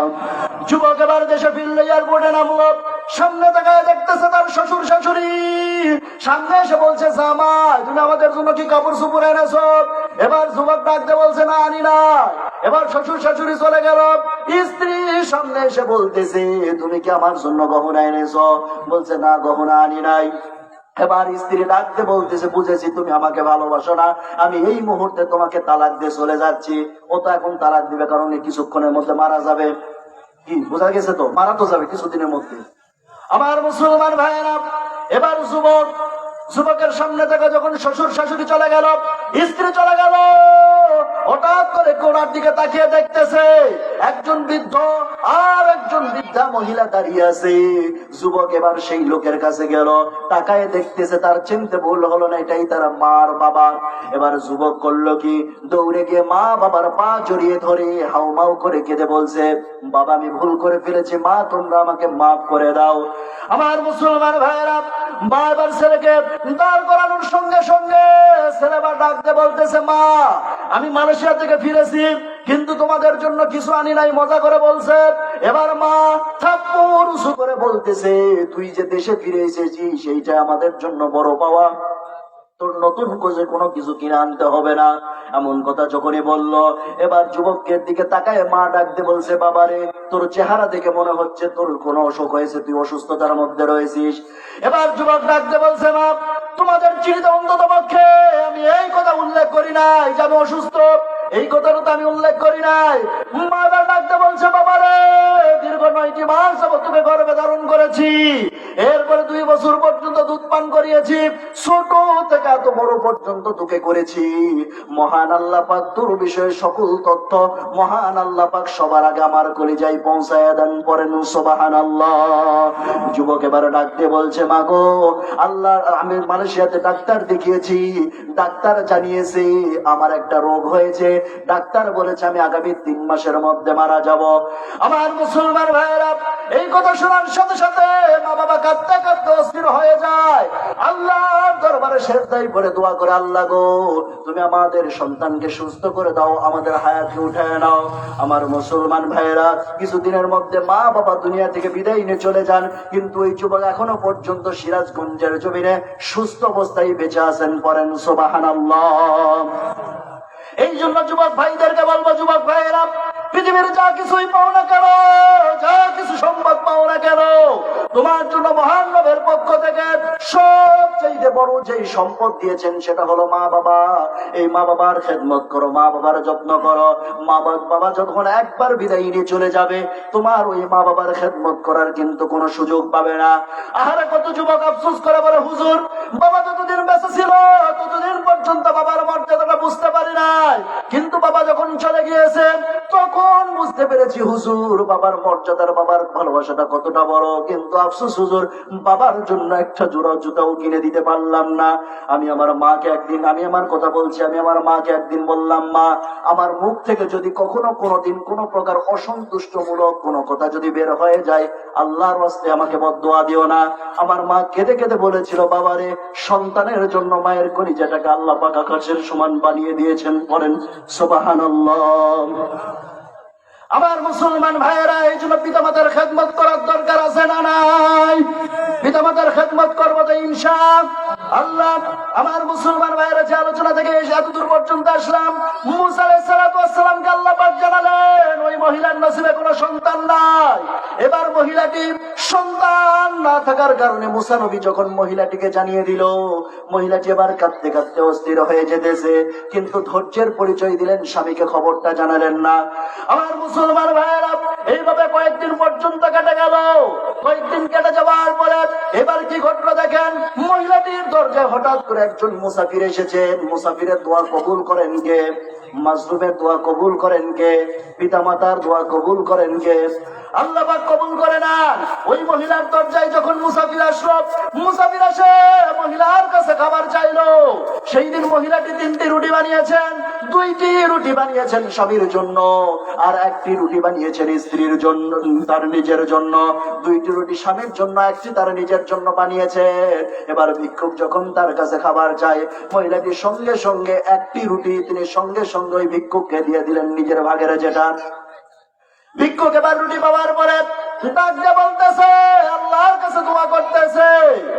এবার মহিলার উদ্দেশ্যে বলছে, তুমি আমাকে 1টা রুটি দান করেছো, মহান আল্লাহ পাক তোমাকে 1টা সন্তান দান করুন।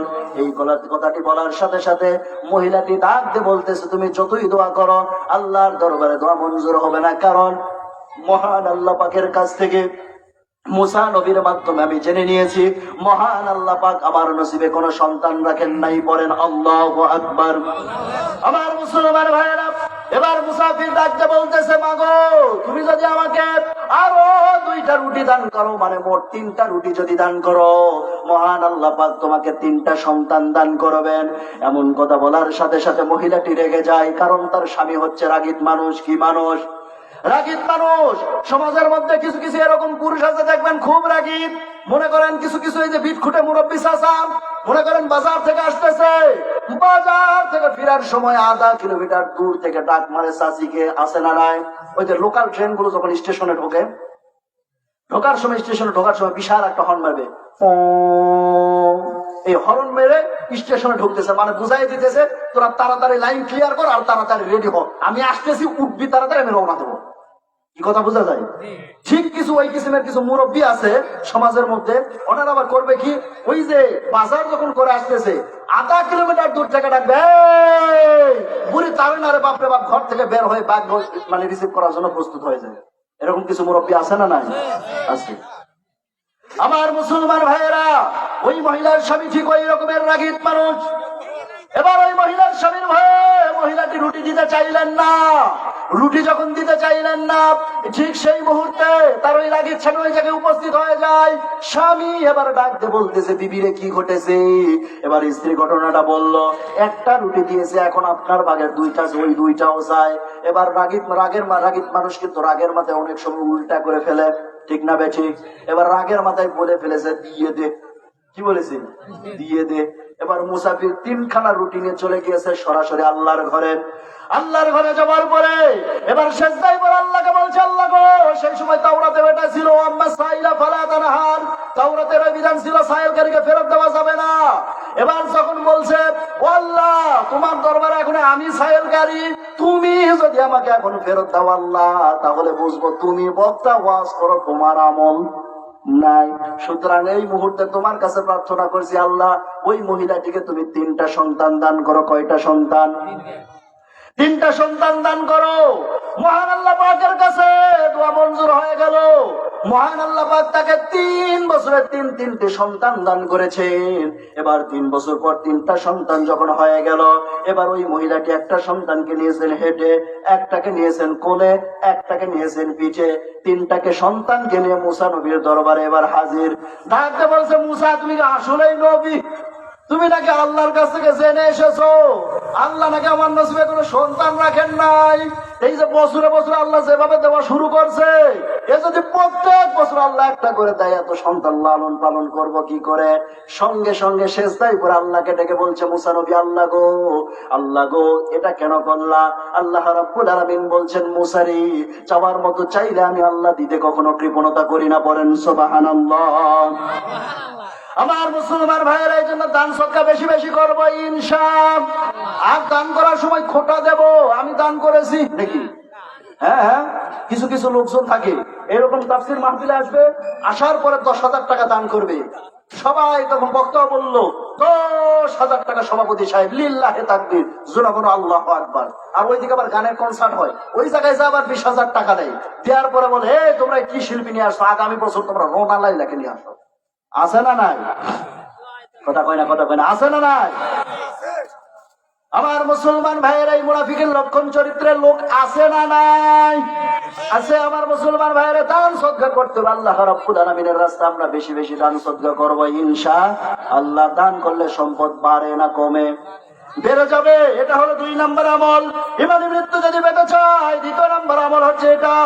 ইমানি মৃত্যু যদি পেতে চাই, 3 নম্বর আমল হচ্ছে শুকরিয়া আদায় করা। খুবই সংক্ষিপ্ত করে বলতেছি, লম্বা করতেছি না। 3 নম্বর আমল, শুকরিয়া আদায় করতে হবে বেশি বেশি। কার? আমরা কি শুকরিয়া আদায় করি নাকি আল্লাহ? আমরা তো এখন আর আল্লাহর শুকরিয়া আদায় করছি না। আমরা এখন কার শুকরিয়া আদায় করতেছি? এই যে সামনে আসতেছে আমার ভাইয়ের চরিত্র ফুলের মতো পবিত্র, নামাজ পড়ে না, 1 ওয়াক্ত গাঁজা খাই, 5 ওয়াক্ত, আছে না নাই? আমরা এখন মানুষের প্রশংসায় পঞ্চমুখ হয়ে যেতেছি, কিন্তু ভুলেও সে প্রশংসা করা যাবে না। কারণ প্রশংসার একমাত্র হকদার কে? আল্লাহ পাক। কার প্রশংসা করতে হবে? আল্লাহ রাব্বুল আলামিনের প্রশংসা করতে হবে। দুনিয়ার কারো প্রশংসা করা যাবে না। আর প্রশংসা করলে যিনি বৃদ্ধি করেন তিনি কে? আল্লাহ পাক। নিয়ামতের যত শুকরিয়া আদায় করবেন, মহান রব্বুল আলামিন আপনার নিয়ামতকে তত তত বৃদ্ধি করে দেবেন। আপনার একটু তাকবীর দেন তো দেখি, অগোছাল হয়ে গেছে, একবার তাকবীর দেন, তাকবীর দেন। লিল্লাহে তাকবীর, লিল্লাহে তাকবীর। হচ্ছে না, সবাই হাত টান টান করে তোলেন, তোলেন তোলেন তোলেন তোলেন তোলেন। মুরব্বী তোলে না কেন? একবার শেষ হয়ে গেছেন নাকি? নারায়ে তাকবীর। এই সাইড আওয়াজ আসে, এই সাইডে আসে না কেন? নারায়ে তাকবীর। আলহামদুলিল্লাহ, হাত নামান। তাহলে 3 নম্বর পয়েন্ট, শুকরিয়া আদায় করবো বেশি বেশি। কার? আল্লাহ পাকের। আমরা কি আদৌ আল্লাহ তাআলা শুকরিয়া আদায় করতে পারছি? আমরা তো আল্লাহ তাআলা আদৌ শুকরিয়া আদায় করতে পারছি না। আল্লাহর যদি শুকরিয়া আদায় করতে পারতাম, মহান আল্লাহ পাক আমাদের নিয়ামতকে আরো বৃদ্ধি করে দিতেন, আরো বরকত দান করতেন। বাস্তবতা আমরা কেউ শুকরিয়া আদায় করতে পারি না। ওই যে এক উপন্যাসে পড়েছিলাম, এক রাজা ঘোষণা দিয়েছে মন্ত্রীকে, গোটা রাজ্যের মধ্যে খুঁজে খুঁজে নিয়ে আসো। মন্ত্রীকে বলেছে, রাজ্যের মধ্যে সবচাইতে বেশি যে অকৃতজ্ঞ তাকে তুমি ধরে আনবা, আর সবচাইতে বড় যে অকৃতজ্ঞ তাকে তুমি ধরে আনবা। মন্ত্রী দীর্ঘ 60 দিন যাবৎ অক্লান্ত পরিশ্রম করার পরে এবার রাজ দরবারে একজন জামাইকে ধরে এনেছে, আর একটা কুকুর ধরে এনেছে। এবার যখন কুকুর আর জামাইকে ধরে এনেছে, মহারাজ এবার ডাক দিয়ে বলছে, এই দুইজনের মধ্যে সবচাইতে বেশি কে অকৃতজ্ঞ আর সবচাইতে বেশি কে কৃতজ্ঞ। এবার মন্ত্রী ডাক দিয়ে বলছে, এই যে কুকুর দেখতেছেন এ হলো সবচাইতে বড় কৃতজ্ঞ। কারণ হলো এই কুকুরকে যদি এক বেলা খাবার দান, ও টানা 3 দিন আপনার বাড়ি পাহারা দেবে। ঠিক না বেঠিক? আর সবচাইতে বড় অকৃতজ্ঞ হচ্ছে এই যে জামাই। ও সাথে জামাইকে যতই দেওয়া হোক, জামাই কখনো শুকরিয়া আদায় করে না। যতই দেওয়া হোক শুকরিয়া আদায় নাই। আমার মুসলমান ভাইয়েরা শুকরিয়া আদায় করে না। এই জন্য মন্ত্রী মশাই বললেন এ হলো সবচাইতে বড় অকৃতজ্ঞ। এবার রাজা ঘোষণা করলেন, কুকুরকে ভালো ভালো খাবার দিয়ে ছেড়ে দাও, আর জামাইকে গ্রেফতার করো। এবার মন্ত্রী মশাই মাথা নিচু করে বলছেন, মহারাজ মাফ করবেন, ভুলে গেলে চলবে না। আমি মন্ত্রী হলে হবে কি, আমিও কিন্তু একজনের জামাই। এমন কি একজনের জামাই। এবার রাজা ঘোষণা দিলেন, মন্ত্রীকেও গ্রেফতার করো। এবার মন্ত্রী মাথা নিচু করে বলছেন, মহারাজ মাফ করবেন, ভুলে গেলে চলবে না, আপনিও কিন্তু একজনের জামাই।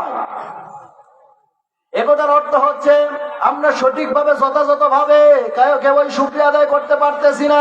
এই জন্য আল্লাহ রাব্বুল আলামিন বারবার হুকুম দিয়েছেন, আলহামদুলিল্লাহ, বেশি বেশি শুকরিয়া আদায় করো। কার? আল্লাহ পাকের। বেশি বেশি যত শুকরিয়া আদায় করবো তত আল্লাহ পাক নিয়ামত দান করবেন। আমরা শুকরিয়া আদায় করবো কি উল্টার না শুকরি করে? যদি সামান্য অসুস্থতা হয় ডাক দিয়ে বলবে, আল্লাহ বুঝে আমাকে ছাড়া আর কাউকে দেখে না। এরকম কিছু বলার লোক আছে না নাই? ডেকে ডেকে বলবে, আল্লাহ বুঝে আমাকে ছাড়া আর কাউকে দেখে না। এই চরিত্রের লোকদের কারণে দুইটা এখানে ভুল করলেন আপনি। 1 নম্বর আপনি আল্লাহ নাশুকরি করলেন, আর 2 নম্বর আপনি অন্যের প্রতি লানত করলেন। আপনি 2টা গুনাহ করে ফেললেন। এই জন্য কখনো নাশুকরি করা যাবে, কখনো নাশুকরি করা যাবে না। সর্বদা আল্লাহ তাআলার শুকরিয়া আদায় করতে হবে। যে অবস্থাতেই রাখুন আল্লাহ পাক সর্ব অবস্থায় করবো আলহামদুলিল্লাহ। কার প্রশংসা? আল্লাহ পাকের প্রশংসা।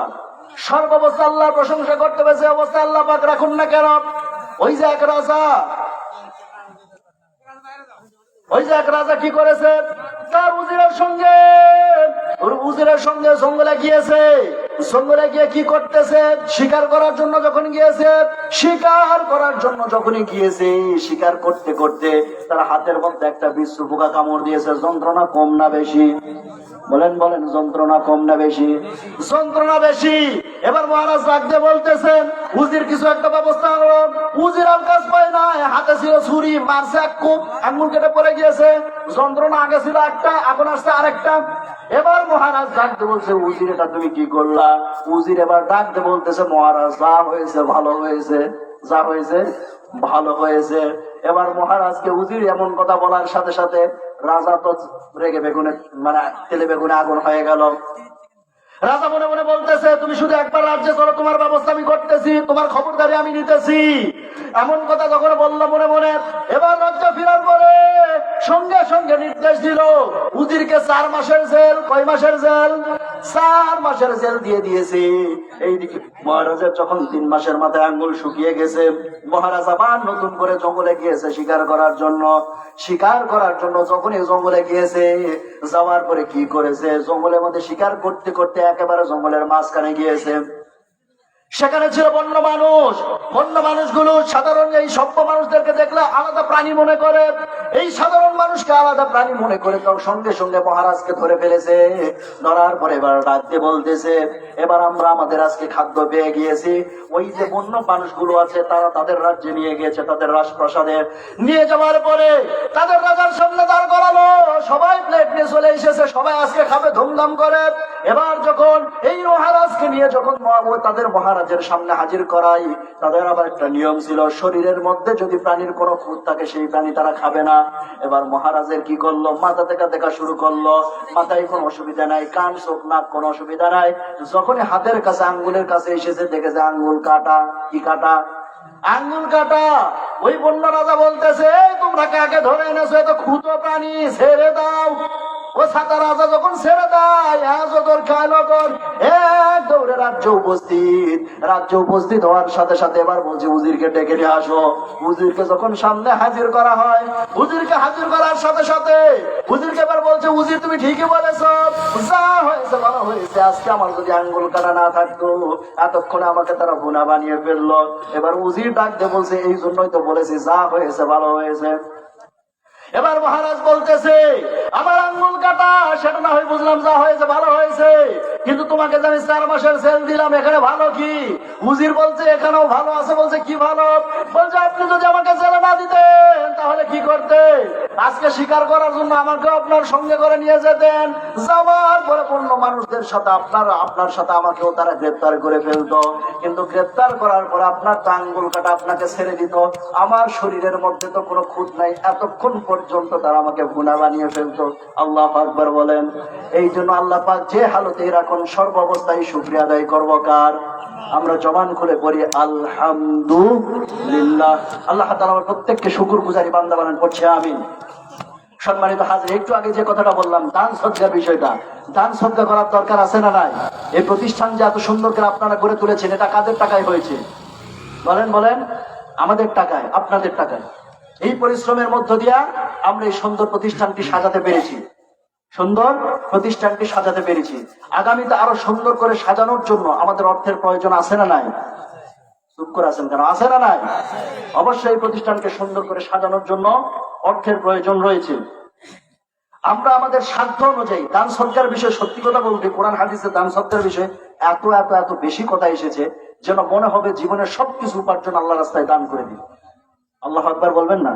এত বেশি কথা এসেছে দান সদকার বিষয়ে। আর আল্লাহ তাআলা কোরআনে যত জায়গায় বলেছেন জিহাদের জন্য তোমরা দাও মাল আর জান, প্রত্যেকটা জায়গায় আল্লাহ আপাত আগে বলেছেন, আগে মাল দাও। আগে কি দাও? মাল দাও। আগে জান নয়, আগে কি দাও? মাল দাও। ওই যে এক লোক রাস্তা দিয়ে আসতে দেখে যে এক লোক কুকুর নিয়ে বসে তাকে কাটতেছে। কুকুর নিয়ে যখন কাটতেছে, ওই পথিক তখন ওই কুকুরওয়ালাকে ডাকতে বলছে, ভাই কাঁদো কেন? বলছে, ভাই আমার কুকুরটা খুব পছন্দের কুকুর, গত 3 দিন যাবত কোনো খাদ্য দিতে পারি না, কুকুরটা মারা যাচ্ছে, তার মায়ায় কাটতেছি। ও পথিক মনে মনে চিন্তা করলো, যতই হোক কুকুর, তবু তো আল্লাহ সৃষ্টি। চিন্তা করতেছে কি করা যায়, এদিক সেদিক তাকায় দেখতেছে কুকুরওয়ালার কাছে একটা পুটলা। এবার কুকুরওয়ালাকে ডাকতে বলছে, ভাই আপনার পুটলার মধ্যে কি? বলছে, রুটি আর হালুয়া। আপনার পুটলার মধ্যে রুটি আর হালুয়া? আপনি বসে বসে কাঁদতেছেন, ওই পুটলা থেকে রুটি বের করে দিলেই তো আপনার কুকুর বেঁচে যায়। বলছে, ভাই আমাকে ওই ওয়াজ করা লাগবে না, কারণ হতেছে ওর পুটলা থেকে যদি আমি রুটি বের করতে যাই তাহলে তো আমার পয়সা খরচ হবে, তার মায়ায় যে বসে বসে কাঁদতেছি একটা টাকাও তো খরচ হচ্ছে না। আমাদের কিন্তু অবস্থা ঠিক ওই রকমই হয়ে গেছে, কুকুরওয়ালার মতো হয়ে গেছে। আমরা পকেট থেকে একটা টাকাও বের করতে চাই না। আমরা কি ওই কুকুরওয়ালার মতো হতে চাই? কথা বলেন না কেন? কুকুরওয়ালার মতো হতে চাই? দান করার দরকার আছে না নাই? যত বেশি দান করবেন মহান আল্লাহ পাক তত বরকত দান করবেন। বলেন সুবহানাল্লাহ। দাও খোদা দাও আমায় আবার ওমর দারজ দিল, দাওয়ালির মতো বীর সেনানি, আলির মতো বীর সেনানি, জাগাতে নিখিল। দাও খোদা দাও আমায় আবার ওমর দারজ দিল। হামজাকে দাও ঘরে ঘরে জীবন দিতে অকাতরে, আবার কাবা ভাঙতে এলে, আবার কাবা ভাঙতে এলে, পাঠাওয়া বাবিল। দাও খোদা দাও আমায় আবার ওমর দারজ দিল। সচ্চা ঈমান দিয়ে পাঠাও শত সাহাবা, তাদের দেখে বিশ্ব আবার বলুক মারহাবা। আবার পাঠাও আবু বকর ফিতনা ফাসাদ সুখ সমান টুটু পাহাড় সমান দাও সে মনের মিল দাও খোদা দাও আমায় আবার ওমর দারাজ দিল দাও খোদা দাও আমায় আবার ওমর দারাজ দিল। আল্লাহ তাআলা যে যা দান করতেছে তুমি দানগুলোকে কবুল করে নাও। শাহরুল ইসলাম নামে একজন ভাই গ্রাম নামাপাড়া মা বাবার জন্য দোয়া চেয়েছেন, 500 টাকা দান করেছেন, আল্লাহ তুমি তার দানকে কবুল করে নাও। আসনার মৃত মায়ের জন্য দোয়া চেয়েছেন, আল্লাহ তাআলা 500 টাকা দান করেছেন, আল্লাহ তুমি তার দানকে কবুল করে নাও। আলমগীর হোসেন নামে একজন ভাই দান করেছেন কাটালবাড়ি, তার বাসা, 500 টাকা দান করেছেন, আল্লাহ তুমি তার দানকে কবুল করে নাও, জানামালে বরকত দিয়ে দাও। আল্লাহ তাআলা আরেকজন ব্যক্তি মৃত সালাম এর জন্য দোয়া চেয়ে তার মেয়ে দান করেছে 500 টাকা, আল্লাহ তুমি তার দানকে কবুল করে নাও, জানামালে বরকত দিয়ে দাও। আল্লাহ তাআলা তোমার আরেকজন বান্দা ইজুল হক গান করে না বাবারা 500 টাকা দান করেছে, আল্লাহ তুমি তার দানকে কবুল করে নাও, জানামালে বরকত দিয়ে দাও। আল্লাহ তাআলা দিন ইসলামের জন্য কবুল করে নাও। মোহাম্মদ মুক্তার আলী সাহেব গ্রাম তার মধ্যপাড়া মৃত বাবার জন্য দোয়া চেয়ে 500 টাকা দান করেছেন, আল্লাহ তুমি তার দানকে কবুল করে নাও, জানামালে বরকত দিয়ে দাও। আল্লাহ তাআলা তোমার আরেকজন বান্দা মোহাম্মদ ইয়াহিয়া খান নামাপাড়া তার গ্রাম, আল্লাহ তাআলা নামাপাড়াতে তার বাড়ি 1000 টাকা দান করেছে, আল্লাহ তুমি তার দানকে কবুল করে নাও, জানামালে বরকত দিয়ে দাও, তার দানকে তার মনে নেক মাকসাদকে পুরা করে দাও। আল্লাহ তাআলা তোমার আরেকজন বান্দা সানামিয়া, আল্লাহ তাআলা গ্রাম তার পুরা বিল 500 টাকা দান করেছে, আল্লাহ তুমি তার দানকে কবুল করে নাও। আল্লাহ তাআলা তোমার আরেকজন বান্দা মোহাম্মদ আকবর হোসেন গ্রাম তার পুরা বিল 100 টাকা দান করেছে, আল্লাহ তুমি তার দানকে কবুল করে নাও। আল্লাহ তাআলা তোমার আরেকজন বান্দা মোহাম্মদ আলিবউদ্দিন গ্রাম তার নামাপাড়া 500 টাকা দান করেছেন, আল্লাহ তুমি তার দানকে কবুল করে নাও, জানামালে বরকত দিয়ে দাও, পরিবার বর্গকে হেফাজত করো।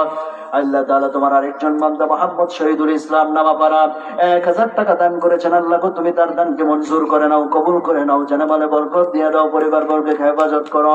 সবাইকে 5 ওয়াক্ত নামাজি হিসেবে কবুল আর মঞ্জুর করে নাও, পড়ে না আমিন। আল্লাহ তাআলা তোমার আরেকজন বান্দা আলহাজ মোহাম্মদ রফিকুল ইসলাম বেগুনবাড়ি, কত দূর এখান থেকে? 1 কিলো। আলহাজ সাহেব এত কম দিলে হবে? এটা মানবেন আপনারা? আলহাজ সাহেব মাত্র 500 টাকা দিয়েছে, মানবেন? নাই? আচ্ছা আচ্ছা। আল্লাহ তাআলা আলহাজ মোহাম্মদ রফিকুল ইসলাম সাহেবের দানটাকে কবুল করেন, আমি পড়ছি আমিন। আল্লাহ তাআলার একজন বান্দা তোমার আরেকজন বান্দা মোহাম্মদ মুকসিদ আলী বেগুনবাড়ি 500 টাকা দান করেছে, আল্লাহ তুমি তার দানকে কবুল করে নাও। মোহাম্মদ আব্দুল হাই গ্রাম বুড়াবিল মৃত বাবার জন্য দোয়া চেয়েছেন, 1500 টাকা দান করেছেন, আল্লাহ তুমি তার দানকে কবুল করে নাও, পড়ছি আমিন। আল্লাহ তাআলা তোমার আরেকজন বান্দা সাদিকুল ইসলাম বুড়াবিল 500 টাকা দান করেছেন, আল্লাহ তুমি তার দানকে কবুল করে নাও, জানেমালে বরকত দিয়ে দাও, পরিবার বর্গকে হেফাজত করে প্রত্যেককে 5 ওয়াক্ত নামাজি হিসেবে কবুল করে নাও, পড়ছি আমিন।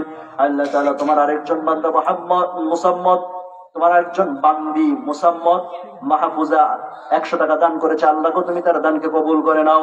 আর একজন বান্দা মোহাম্মদ ফারুক ইসলাম উত্তরপাড়া তার বাড়ি, আল্লাহ তাআলা 500 টাকা দান করেছে, তুমি তার দানকে কবুল করে নাও। আব্দুর রহিম বুড়াবিল 500 টাকা দান করেছে, আল্লাহ তুমি তার দানকে কবুল করে নাও। আল্লাহ তাআলা শাফিদুল ইসলাম, আল্লাহ তাআলা ভেউর তার বাড়ি 500 টাকা দান করেছে, আল্লাহ তুমি তার দানকে কবুল করে নাও, জানেমালে বরকত দিয়ে দাও। আল্লাহ তাআলা তোমার আরেকজন বান্দা মোহাম্মদ শরীফুল ইসলাম গ্রামদার বুড়াবিল 500 টাকা দান করেছে, আল্লাহ তুমি তার দানকে কবুল করে নাও। তোমার আরেকজন বান্দা ডাক্তার মোহাম্মদ আজমুল হক ইউপি সদস্য, আল্লাহ তাআলা গ্রামদার নামাবাড়ি নামাপাড়া, আল্লাহ তাআলা 500 টাকা দান করেছেন, তুমি তার দানকে কবুল করে নাও।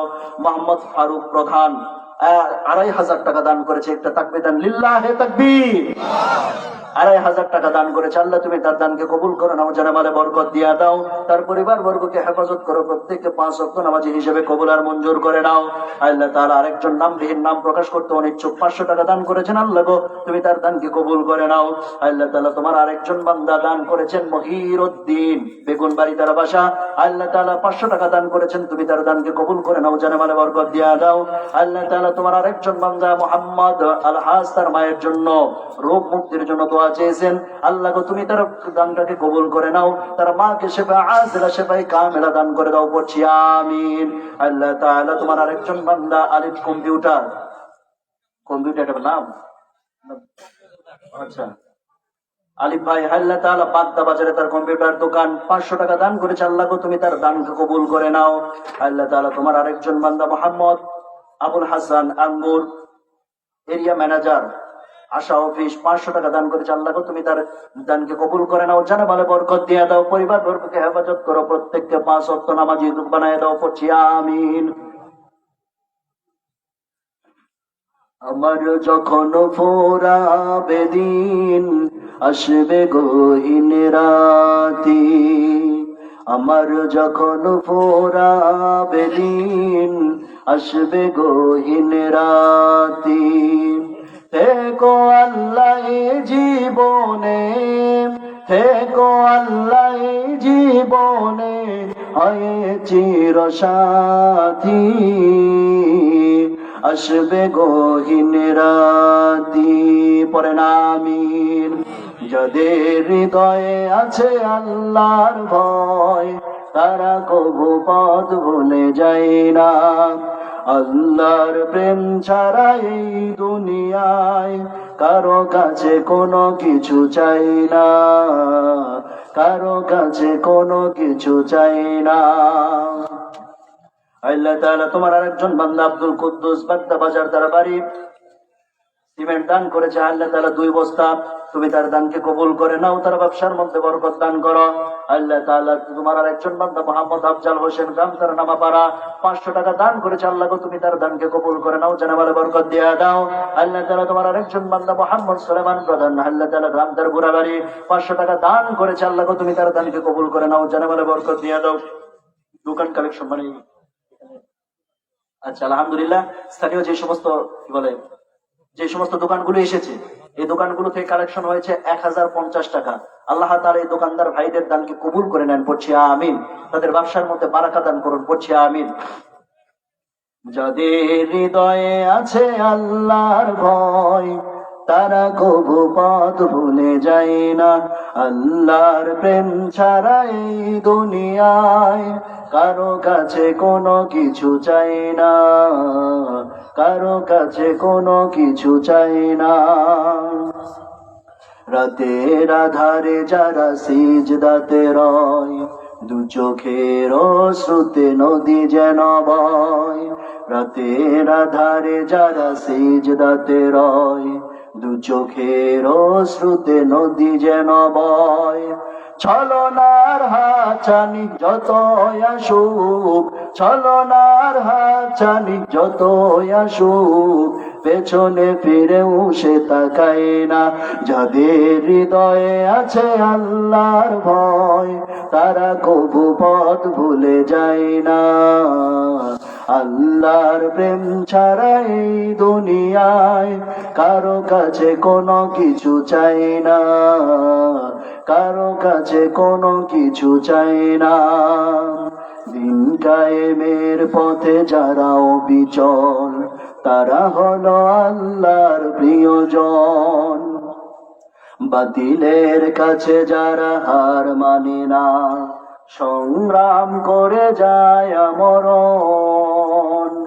হেরার আলোতে যার হৃদয় রঙিন, হাতে আল কোরআনের দীপ্ত সঙ্গীন।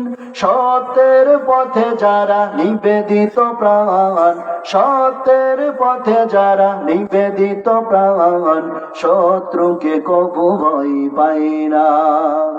যাদের হৃদয়ে আছে আল্লাহর ভয়, তারা কবু পথ ভুলে যায় না।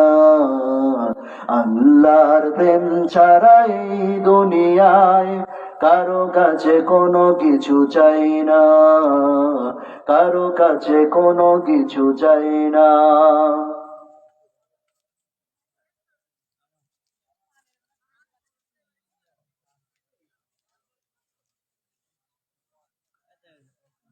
আমাদের প্রত্যেককে আল্লাহ তাআলা দ্বীনের জন্য কবুল করুন, পড়ছি আমিন। আল্লাহ তাআলা তোমার আরেকজন বান্দা মোহাম্মদ সবুজ সরকার গ্রাম তার উত্তরপাড়া 500 টাকা দান করেছেন। আল্লাহ তুমি তার দানকে কবুল করে নাও, জানে ভালো বরকত দিয়ে দাও। আল্লাহ তাআলা তুমি তার পরিবারের মধ্যে শান্তি দান করো। আল্লাহ তাআলা যে যতটুকু করে দান করতেছে, আল্লাহ তুমি প্রত্যেকের দানকে কবুল করে নাও। যারা দান করতেছে 10 জান্নাতে দিয়ে দাও ফসাফস, যারা দান করতেছে 20 তাদের নসিবে জুটা দাও রাসূল করিম সাল্লাল্লাহু আলাইহি সাল্লামের সুপারিশ। যারা দান করতেছে 50, আল্লাহ তুমি তাদের করোনা কোনো সর্বনাশ। আল্লাহ তারা যারা দান করতেছে 100, তাদের ঘরটাকে বানায় দাও জান্নাতি বাক্স। আল্লাহ তাআলা যারা দান করতেছে 500 তুমি তাদের জন্য তাদের কবরটাকে তুমি বানায় দিও জান্নাতে বাক্স। আল্লাহ গো যারা দান করতেছে 1000 তাদের জন্য তুমি খুলে দাও জান্নাতের দুয়ার, পড়েন আমিন। আল্লাহ তাআলা তোমার আরেকজন বান্দা দিলদার ইসলাম, আল্লাহ তাআলা দিলদার ইসলাম ভাই, আল্লাহ তাআলা পুরো বাড়ি তার বাড়ি মা বাবার জন্য দোয়া চেয়েছেন, আল্লাহ তাআলা 500 টাকা দান করেছেন। আল্লাহ গো তুমি তার দানকে কবুল করে নাও। আল্লাহ তাআলা তুমি তার মনের নেক মাকসাদকে পুরা করে দাও, তার পরিবার বর্গকে হেফাজত করো। আল্লাহ তাআলা তোমার আরেকজন বান্দা মোহাম্মদ ইয়াহিয়া প্রধান পাপ্পু, গ্রাম তার নামাপাড়া, 5000 টাকা। লিল্লাহে তাকবীর। এই তাকবীর হবে না, জোরে লিল্লাহে তাকবীর। মোহাম্মদ ইয়াহিয়া প্রধান পাপ্পু ভাই, গ্রাম তার নামাপাড়া, 5000 টাকা। চিৎকার দিয়ে বলেন মারহাবা। আল্লাহ তাআলা তুমি তার দানকে কবুল করে নাও, জানেমালে বরকত দিয়ে দাও, প্রত্যেককে 5 ওয়াক্ত নামাজি হিসেবে কবুল করে নাও। বুঝে মন সারাক্ষণ এর নিতে কতক্ষণ।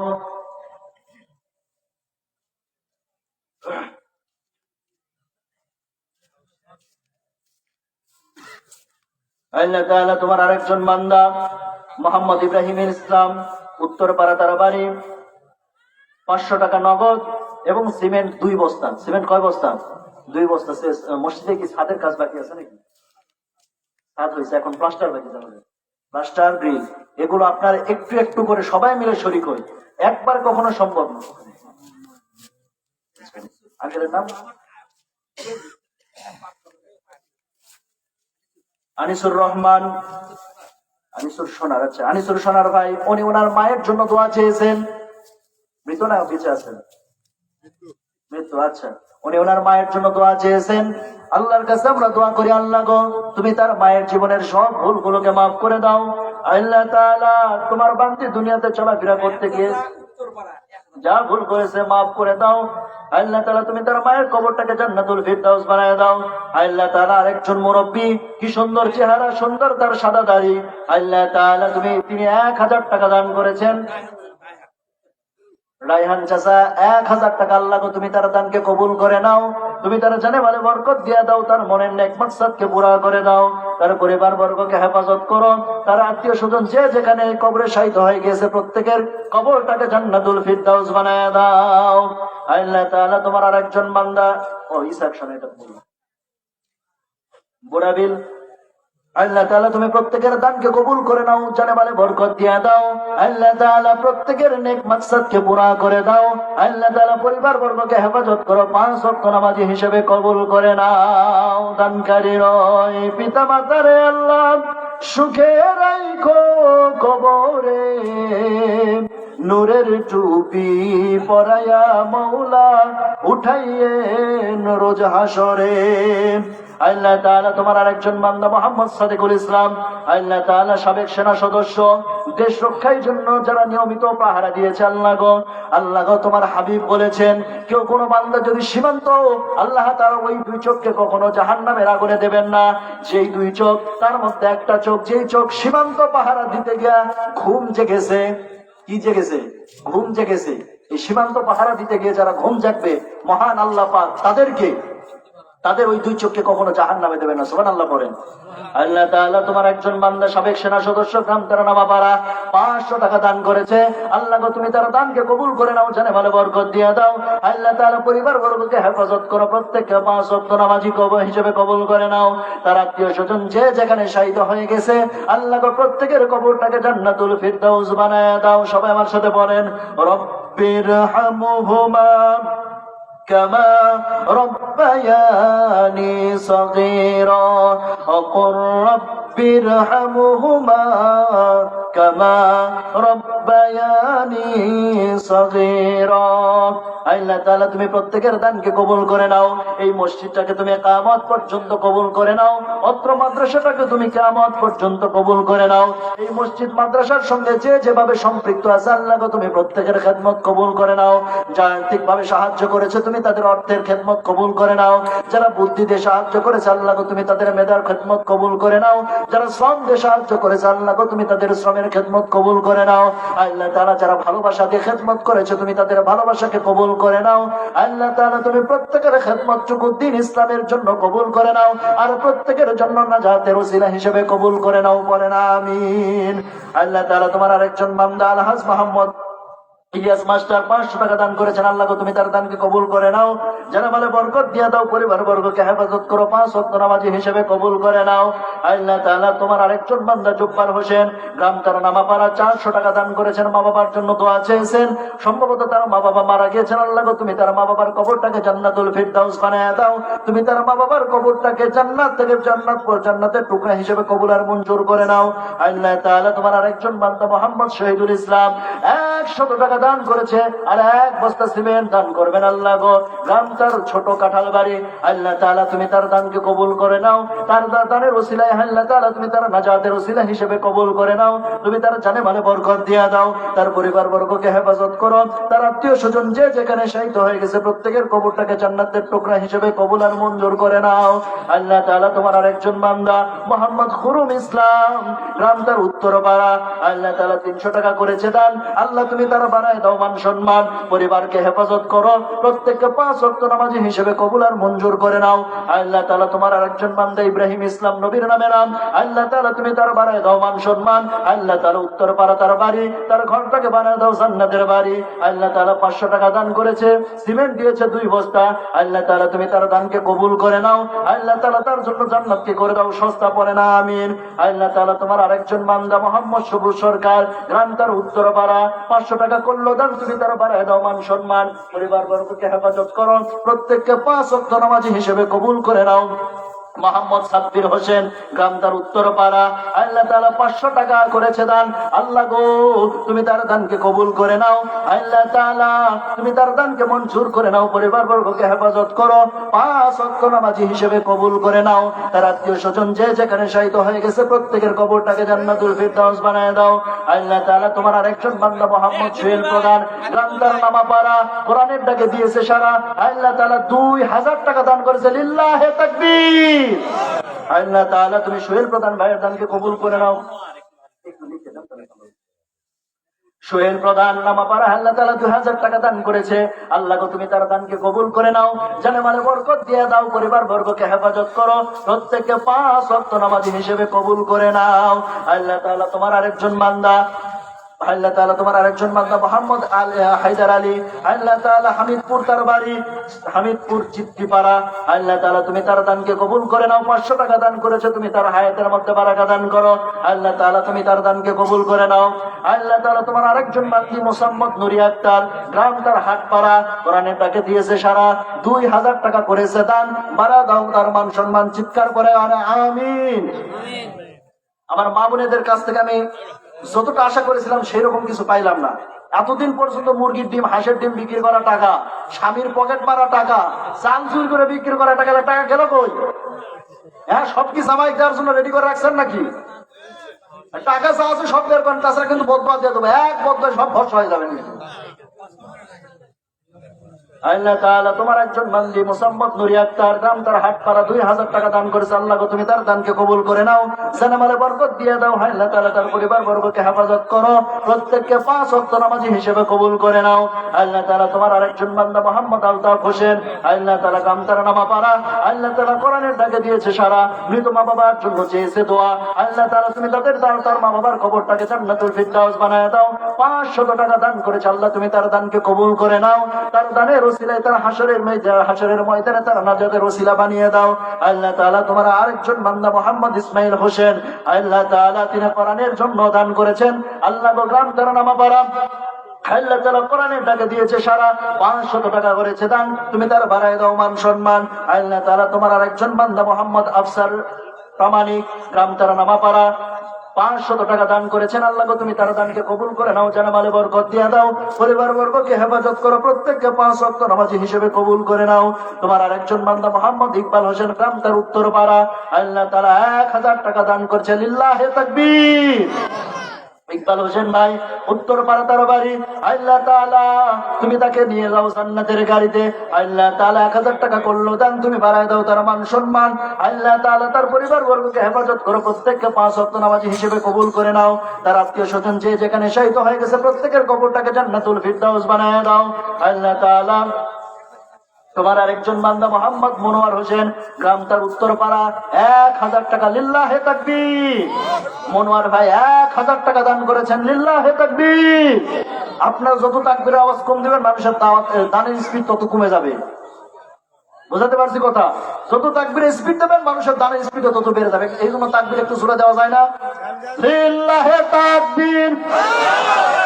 এই সাইডে মাঝখানে হাত তুলো, দুই সাইডে মনে হয় অসহায় এতিম বসে আছে, তাকবীর দিতে পারবেন না? মাঝখানে বন্ধ থাকেন, দুই সাইডে তাকবীর দেন, লিল্লাহে তাকবীর। এবার সবাই একসাথে লিল্লাহে তাকবীর।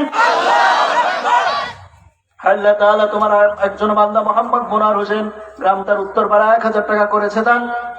আল্লাহ গো তুমি তার দানকে কবুল করে নাও, যেন মালে বরকত দিয়ে দাও, পরিবার বর্গকে হেফাজত করো, প্রত্যেককে 5 ওয়াক্ত নামাজি হিসেবে কবুল করে নাও। তার আত্মীয় স্বজন যে যেখানে শায়িত হয়ে গেছে গো আল্লাহ প্রত্যেকের কবরটাকে জান্নাতুল ফিরদাউস হিসেবে কবুল করে নাও। আল্লাহ তাআলা তোমার আরেকজন বান্দা মোহাম্মদ আতিকুর মাস্টার, দক্ষিণ আশকুর, আল্লাহ তাআলা 500 টাকা করেছে দান। আল্লাহ গো তুমি তার দানকে কবুল করে নাও, যেন মালে বরকত দিয়ে দাও, পরিবার বর্গকে হেফাজত করো, প্রত্যেককে 5 ওয়াক্ত নামাজি হিসেবে কবুল আর মঞ্জুর করে নাও। আল্লাহ তাআলা তোমার আরেকজন বান্দা মোহাম্মদ সাব্বির হোসেন, এটা মনে হয় ও আচ্ছা আমাদের হুজুর সাহেব দিয়েছেন নাকি, সম্ভবত ওটাই হতে পারে। মোহাম্মদ সাব্বির হোসেন ভাই, গ্রাম তার উত্তরপাড়া, 500 টাকা করেছে দান। আল্লাহ গো তুমি তার দানকে কবুল করে নাও, যেন মালে বরকত দিয়ে দাও, পরিবার বর্গকে হেফাজত করো, প্রত্যেককে 5 ওয়াক্ত নামাজি হিসেবে কবুল করে নাও। আল্লাহ তাআলা তোমার আরেকজন বান্দা মোহাম্মদ আজিদ হোসেন, গ্রাম তার নামাপাড়া, 500 টাকা দান করেছে দান। আল্লাহ গো তুমি তারা পাড়ায় দাও, মান সম্মান, পরিবার বর্গকে হেফাজত করে নাও। আল্লাহ তাআলা তুমি তাদেরকে জান্নাতি হিসেবে কবুল করে নাও, পড়ে না আমিন। আল্লাহ তাআলা তোমার আরেকজন বান্দা মোহাম্মদ ইমরান হোসেন, গ্রাম তার উত্তরপাড়া, 1000 টাকা, লিল্লাহে তাকবীর। 1000 টাকা করলো দান, বাড়ায় দাও তার মান সম্মান, পরিবার বর্গকে হেফাজত করো। আল্লাহ তাআলা তার জানামালে বরকত দিয়ে দাও, তার আত্মীয় স্বজন যে যেখানে শায়িত হয়ে গেছে গো আল্লাহ প্রত্যেকের কবরটাকে জান্নাতুল ফিরদাউস বানায় দাও। আল্লাহ তাআলা তোমার আরেকজন বান্দা মোহাম্মদ মকবুল হোসেন, আগে থেকেই কবুল হয়ে আছে, সুবহানাল্লাহ পড়েন, নাম তার মকবুল হোসেন। আল্লাহ তাআলা গ্রাম তার নামা পড়া কোরআনের তাকে ডাকে দিয়েছে সারা। আল্লাহ তাআলা তার সামর্থ্য অনুযায়ী এসেছে সারা। আল্লাহ তাআলা তুমি তার দানকে কবুল করে নাও, পড়েন আমিন।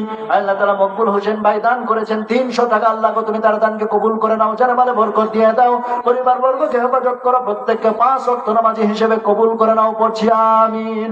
আল্লাহ তাআলা তোমার আরেকজন বান্দা মোহাম্মদ মনোয়ার ইসলাম, নামাপাড়া তার বাড়ি। আল্লাহ তাআলা 500 টাকা করেছেন দান, তুমি তার বাড়ায় দাও মান সম্মান। আল্লাহ তাআলা তুমি তার যেন মালে বরকত দিয়ে দাও, পরিবার বর্গকে হেফাজত করে নাও, প্রত্যেককে 5 ওয়াক্ত নামাজি হিসেবে কবুল আর মঞ্জুর করে নাও, পড়েন আমিন। আল্লাহ তাআলা তোমার আরেকজন বান্দা মোহাম্মদ আতিকুল ইসলাম, নামাপাড়া তার বাড়ি, তুমি তাকে নিয়ে যাও জান্নাতের গাড়ি। আল্লাহ তাআলা 500 টাকা করলো দান, বাড়ায় দাও তার মান সম্মান, পরিবার বর্গকে হেফাজত করো, জান্নাতি হিসেবে কবুল করো, তার আত্মীয় স্বজন যে যেখানে শায়িত হয়ে গেছে প্রত্যেককে তুমি জান্নাতি হিসেবে কবুল করে নাও, পড়েন আমিন। আল্লাহ তাআলা তোমার আরেকজন বান্দি মোসাম্মদ শিরিন ইকবাল, আল্লাহ তাআলা গ্রাম তার উত্তরপাড়া, 500 টাকা দান করেছে। আল্লাহ গো তুমি তার দানকে কবুল করে নাও, জানে মালে বরকত দিয়ে দাও, তার পরিবার বর্গকে হেফাজত করো, প্রত্যেককে 5 ওয়াক্ত নামাজি হিসেবে কবুল করে নাও। আল্লাহ তাআলা তার সংসার জীবনে শান্তি দান করো। আল্লাহ তাআলা সকল প্রকার অভাব অনটন দূর করে দাও। আল্লাহ তাআলা সকল প্রকার বালা মুসিবত থেকে উঠায় নাও। আল্লাহ তাআলা আসমানি বালা আসমানে উঠায় দাও, জমিনে বালা জমিনে ডাবায় দাও, সকল প্রকার বালা মুসিবত থেকে তুমি তাদেরকে হেফাজত করে নাও। আল্লাহ তাআলা তার আত্মীয় স্বজন যে যেখানে শায়িত হয়ে গেছে প্রত্যেকের কবরটাকে জান্নাতুল ফিরদাউস বানায় দাও। আল্লাহ তাআলা তোমার আরেকজন বান্দা আব্দুর রশিদ সাহেব, আল্লাহ তাআলা গ্রাম তার নামাপাড়া, আল্লাহ তাআলা কোরআনের ডাকে দিয়েছে সারা, 4 ধারা দান করলো, ধান 4 ধারা, সুবহানাল্লাহ বলেন। এই প্রথম পাইলাম ধান, এলাকায় কি ধান আবাদ হয় না? একটা ধান কেন? হ্যাঁ, টাকা দিয়ে সমাপ্ত করলে হবে না, ধানে আসার দরকার আছে না নাই? যারা টাকা দিয়েছে তারা এবার ধানের সিরিয়াল ধরে, টাকা দিয়েছেন এটা একটা উন্নতি, ধানের সিরিয়ালে আরেকটা দান করার দরকার আছে না নাই? কথা কয় না, দান করার দরকার আছে না নাই? ইসলামের জন্য যত দেবেন তত উপকার। আল্লাহর হাবিব সাল্লাল্লাহু আলাইহি সাল্লাম একদিন সাহাবীদেরকে জিজ্ঞেস করলেন, সাহাবীরা তোমরা বলো তো নিজের সম্পদকে বেশি মহব্বত করো নাকি ওয়ারিসদের সম্পদকে বেশি মহব্বত করো? সঙ্গে সঙ্গে সব সাহাবী একসঙ্গে বললেন, রাসূলকে আমরা নিজের সম্পদকে বেশি মহব্বত করি। সঙ্গে সঙ্গে রাসূল করিম সাল্লাল্লাহু আলাইহি সাল্লাম বললেন, নিজের সম্পদকে যদি বেশি মহব্বত করো তাহলে তোমরা আল্লাহর রাস্তায় বেশি বেশি দান করো, কারণ যতটুকু তুমি দান করছো ততটুকুই তোমার সম্পদ। বাকি যা রেখে যাচ্ছে সব তোমার ছেলে মেয়ে ভাগ বাটোয়ারা করে নিয়ে দিবে, কিচ্ছু থাকবে না তোমার, সব ভাগ বাটোয়ারা করে নিয়ে নেবে। এগুলো সব ওয়ারিসের সম্পদ, এগুলো তোমার সম্পদ নয়। এই জন্য যতটুকু দান করবেন, নিজের সম্পদ যদি গুছাতে চান এখনই বেঁচে থাকতে দান করেন। আপনি আপনার পিতার জন্য কত টাকা দান করেন, কত টাকা দান করেন, ঠিক তেমনি আপনার ছেলে আপনার জন্য ওই টাকায় দান করছে, এটা মাথায় রাখেন। আপনি আপনার সন্তানের পিতার জন্য ততটুকু দান করেছেন, আপনার সন্তান আপনার জন্য ততটুকুই দান করবে, কতটুকু আর দান করবে। এই জন্য নিজের দানটা নিজে এখন থেকে গোছায় নেন। আল্লাহ তাআলা তোমার একজন বান্দা আব্দুর রশিদ সাহেব, আল্লাহ তাআলা গ্রাম তারা নামাপাড়া, আল্লাহ তাআলা ধান দান করেছে 4 ধারা। আল্লাহ তাআলা তুমি তার দানকে কবুল করে নাও, জানামালে বরকত দিয়ে দাও। ডাইরেক্ট স্টাফলার মারছে আল্লাহ তাআলা ডাক্তার মোহাম্মদ তোজাম্মেল হক বাগদা বাজার, আল্লাহ তাআলা নগদ 500 টাকা দান করেছে। আল্লাহ তুমি তার দানকে কবুল করে নাও, তার বিজনেসের মধ্যে বরকত দান করো। আল্লাহ তাআলা তার পরিবার বর্গকে হেফাজত করো, প্রত্যেককে 5 ওয়াক্ত নামাজি হিসেবে কবুল আর মঞ্জুর করে নাও। আল্লাহ তাআলা তোমার আরেকজন বান্দা মোহাম্মদ রাজু প্রধান, আল্লাহ তাআলা বাড়ি তারা নামাপাড়া কোরআনের ডাকে দিয়েছে সারা, লিল্লাহে তাকবীর। আল্লাহ তাআলা তোমার সাজু প্রধান বান্দা, আল্লাহ তাআলা 1000 টাকা মা বাবার জন্য দোয়া চেয়েছেন, লিল্লাহে তাকবীর। আল্লাহ তাআলা তুমি তার দানকে কবুল করে নাও, জানামালে বরকত দিয়ে দাও, পরিবার বর্গকে হেফাজত করো, প্রত্যেককে 5 ওয়াক্ত নামাজি হিসেবে কবুল করে নাও। আল্লাহ তাআলা তুমি তার আত্মীয় স্বজন যে যেখানে শায়িত হয়ে গেছে প্রত্যেকের কবরটাকে জান্নাতুল ফিরদাউস বানিয়ে দাও। আল্লাহ তাআলা আমাদের মাঝখান থেকে যাদের পিতামাতা ওই অন্ধকার কবরে চলে গেছে, আল্লাহ গো জানি না আল্লাহ তাআলা কবরে কি হালতে আছে, এত সুন্দর একটা নাম্মা। আল্লাহ তাআলা আজকে অনেকের পিতা কবর জগতের বাসিন্দা হয়ে গিয়েছে।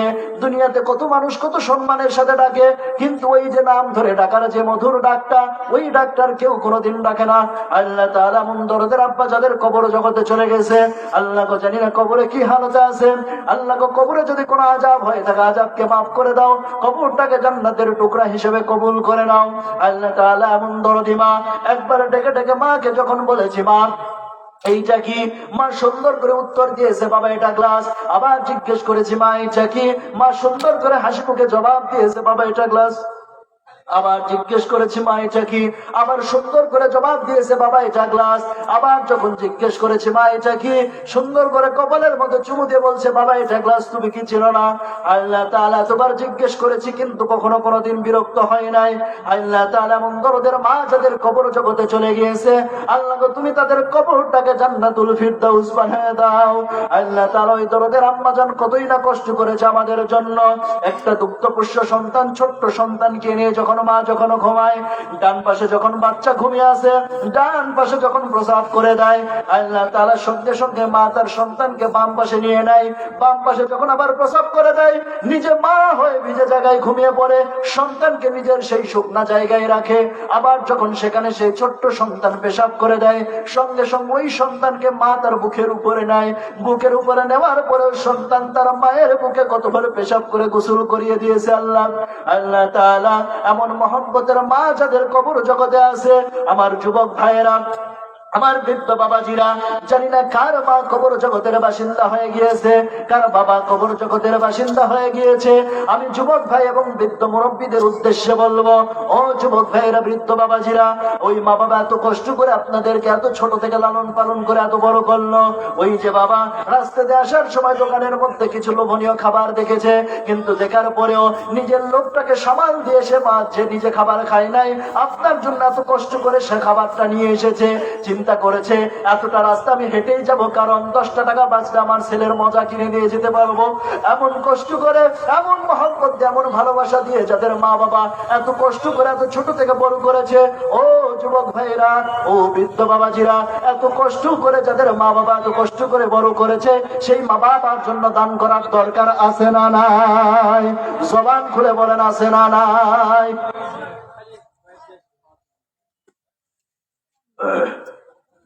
সম্মানিত হাজির, তাহলে সে মা বাবার জন্য দান করার দরকার আছে না নাই? আল্লাহ তাআলা আমাদের প্রত্যেকের দানকে কবুল করে নেন, পড়ছি আমিন। সম্মানিত হাজিরিন, এতক্ষণ পর্যন্ত যে আমি আলোচনা করতেছিলাম সেটা হলো ইমানি মৃত্যুর আমল। কি মৃত্যুর আমল? ইমানি মৃত্যুর আমল। আমি আমার উস্তাদের আলোচনা হয়তো বা অনেকে শুনেছেন কিনা জানি না, মুফতি আমির হামজা কুষ্টিয়া, নাম শুনছেন? বলেন, কথা বলেন না, নাম শুনছেন? যারা চুপ করে আছেন নাম শোনেন নাই? নাম শুনছেন কারা কারা? হাত তোলেন। মুফতি আমির হামজা কুষ্টিয়া। যারা হাত তোলেন না তারা কিন্তু যদি জানেন তারা কিন্তু মিথ্যা কথা বলতেছেন। নাম শুনেন নাই? হ্যাঁ, আমার আলোচনা বুঝে কি বুঝলেন? মুফতি আমির হামজা অনুসারী। আমি মোটামুটি কিন্তু বেশ কয়েকটা কণ্ঠে আলোচনা করতে পারি। শোনাবো, কিন্তু শোনাবো শর্ত আছে, হাদিয়া লাগবে। আমার জন্য না, মসজিদের জন্য। দেবেন না? দেবেন তো? শুরুতে একটা, আজকে আমি বেশি শোনাবো না, কণ্ঠের পরিস্থিতি খুবই খারাপ। এটা এখন আসবে কিনা সন্দেহ আছে।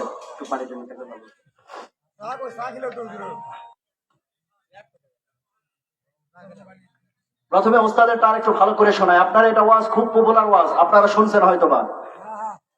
জিকির কাকে বলে, কত প্রকার, কি কি, এটা শুনে এরপর আপনারা বাস্তবে মিলাবেন। কোন পীর সাহেব, কোন বাবা জিকির দিয়ে দিল আর আপনি আন্দাজে জিকির করবেন, এর নাম ইসলাম না। ইসলাম আপনাকে সবকিছু শিখিয়েছে। আমি গোটা কোরআন গবেষণা করে জিকিরের প্রধানত 5টি অর্থ পেয়েছি। জবান খুলে বলেন কয়টি? 5টি অর্থ পেয়েছি। জিকিরের 1 নম্বর অর্থ, জিকির মানে কোরআন শরীফ। যারা আলেম আছে জিজ্ঞেস করেন জিকিরের 1 নম্বর অর্থ কি?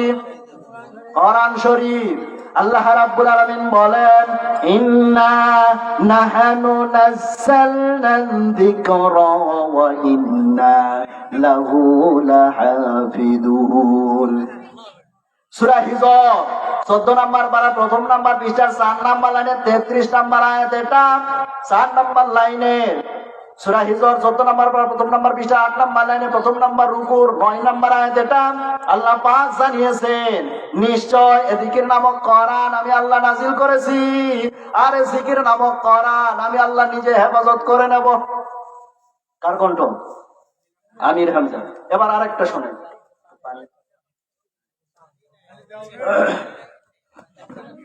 একটু জিকির করেন, সুবহানাল্লাহ আলহামদুলিল্লাহ লা ইলাহা। জবান খুলে জিকির করেন, সুবহানাল্লাহ আলহামদুলিল্লাহ লা ইলাহা। ভাইজান নামাজ রোজা সরবনা, বাবা মার খিদমত বলবো না। নামাজ রোজা সরবনা, বাবা মার খিদমত বলবো না। নবীর সুন্নাত সরবনা ভাই, নবীর সুন্নাত সরবনা ভাই, নবীর হাদিস বলবো না। লা ইলাহা ইল্লাল্লাহ, জোরে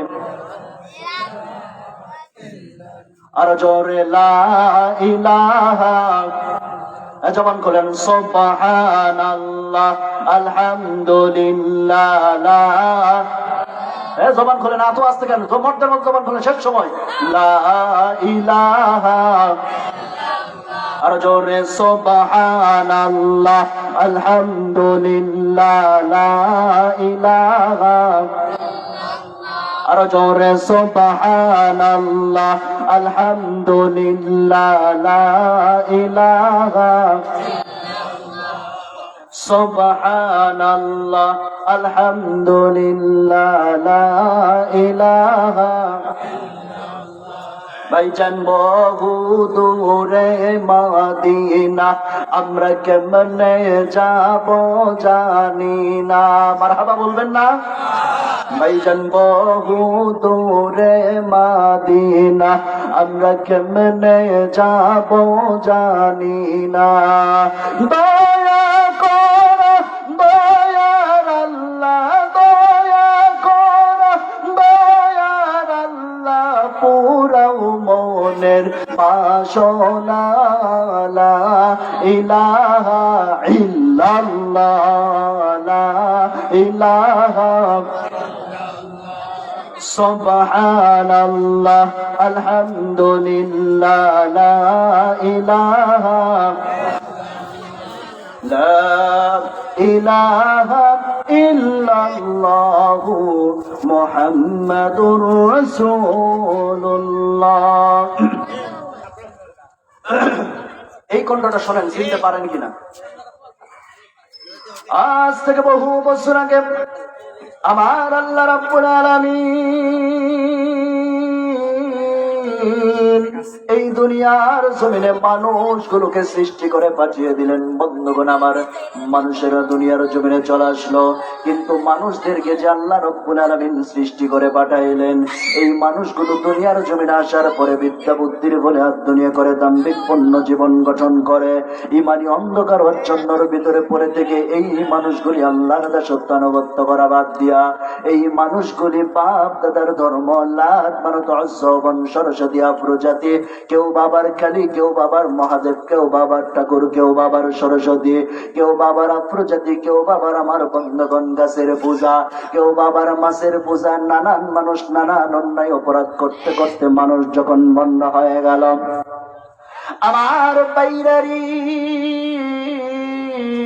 আমার বন্ধুগণ ঠিক তদনন্তর সময়ের খারাপ মানুষগুলোকে ভালো বানানোর জন্য, অসভ্য মানুষগুলোকে সভ্য বানানোর জন্য, ভদ্র মানুষগুলোকে ভদ্র বানানোর জন্য, ইমানি অন্ধকার অচ্ছন্নর ভিতরে পড়ে থাকা মানুষগুলোকে আলোর পথ দেখাবার জন্য, আল্লাহ বলা মানুষগুলোকে আল্লাহওয়ালা করার জন্য আমার আল্লাহ রাব্বুল আলামিন তার কুদরতি পার্লামেন্টের সিদ্ধান্ত অনুযায়ী আমার মাওলা দুইটা নিয়ামত, দুইটা বরকত, দুইটা রহমত আল্লাহ দুনিয়ার জমিনে পাঠাইয়া দিলেন।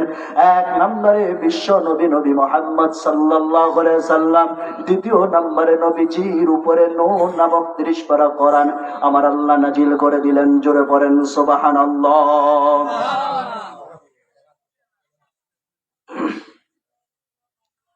আল্লাহ বলেন, নবীজি তাম দুনিয়ার মানুষগুলোকে আমার পক্ষ থেকে জানিয়ে দাও, নবী গো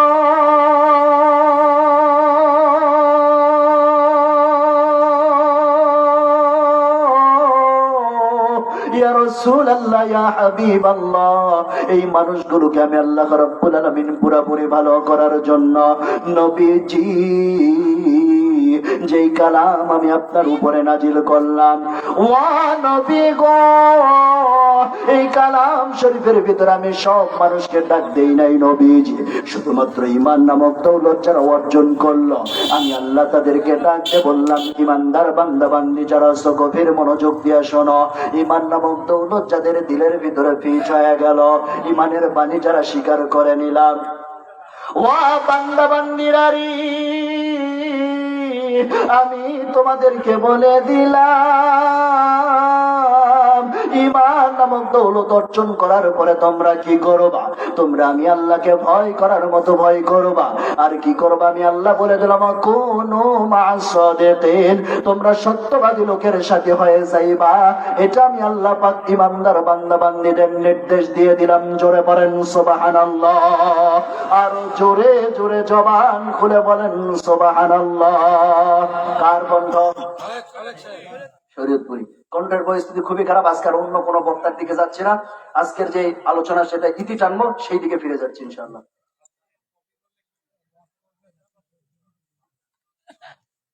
আমার মুসলমান ভাইয়েরা, আল্লাহ তাআলা তোমার আরেকজন বান্দা মোহাম্মদ সামিউল প্রধান গ্রাম তার উত্তরপাড়া 3 ব্যাগ সিমেন্ট দান করেছেন। আল্লাহ গো তুমি তার দানকে কবুল করে নাও, জানে ভালো বরকত দিয়ে দাও। আল্লাহ তাআলা তোমার আরেকজন বান্দা মোহাম্মদ আব্দুল মান্নান সাহেব গ্রাম তার নামাপাড়া 100 টাকা করলো দান, বাড়ায় দাও তার মান সম্মান। লিল্লাহে তাকবীর, লিল্লাহে তাকবীর। প্রধান বক্তার আগমন, প্রধান বক্তার আগমন এলাকাবাসীর পক্ষ থেকে, নামাপাড়াবাসীর পক্ষ থেকে লিল্লাহে তাকবীর। আলহামদুলিল্লাহ। এতক্ষণ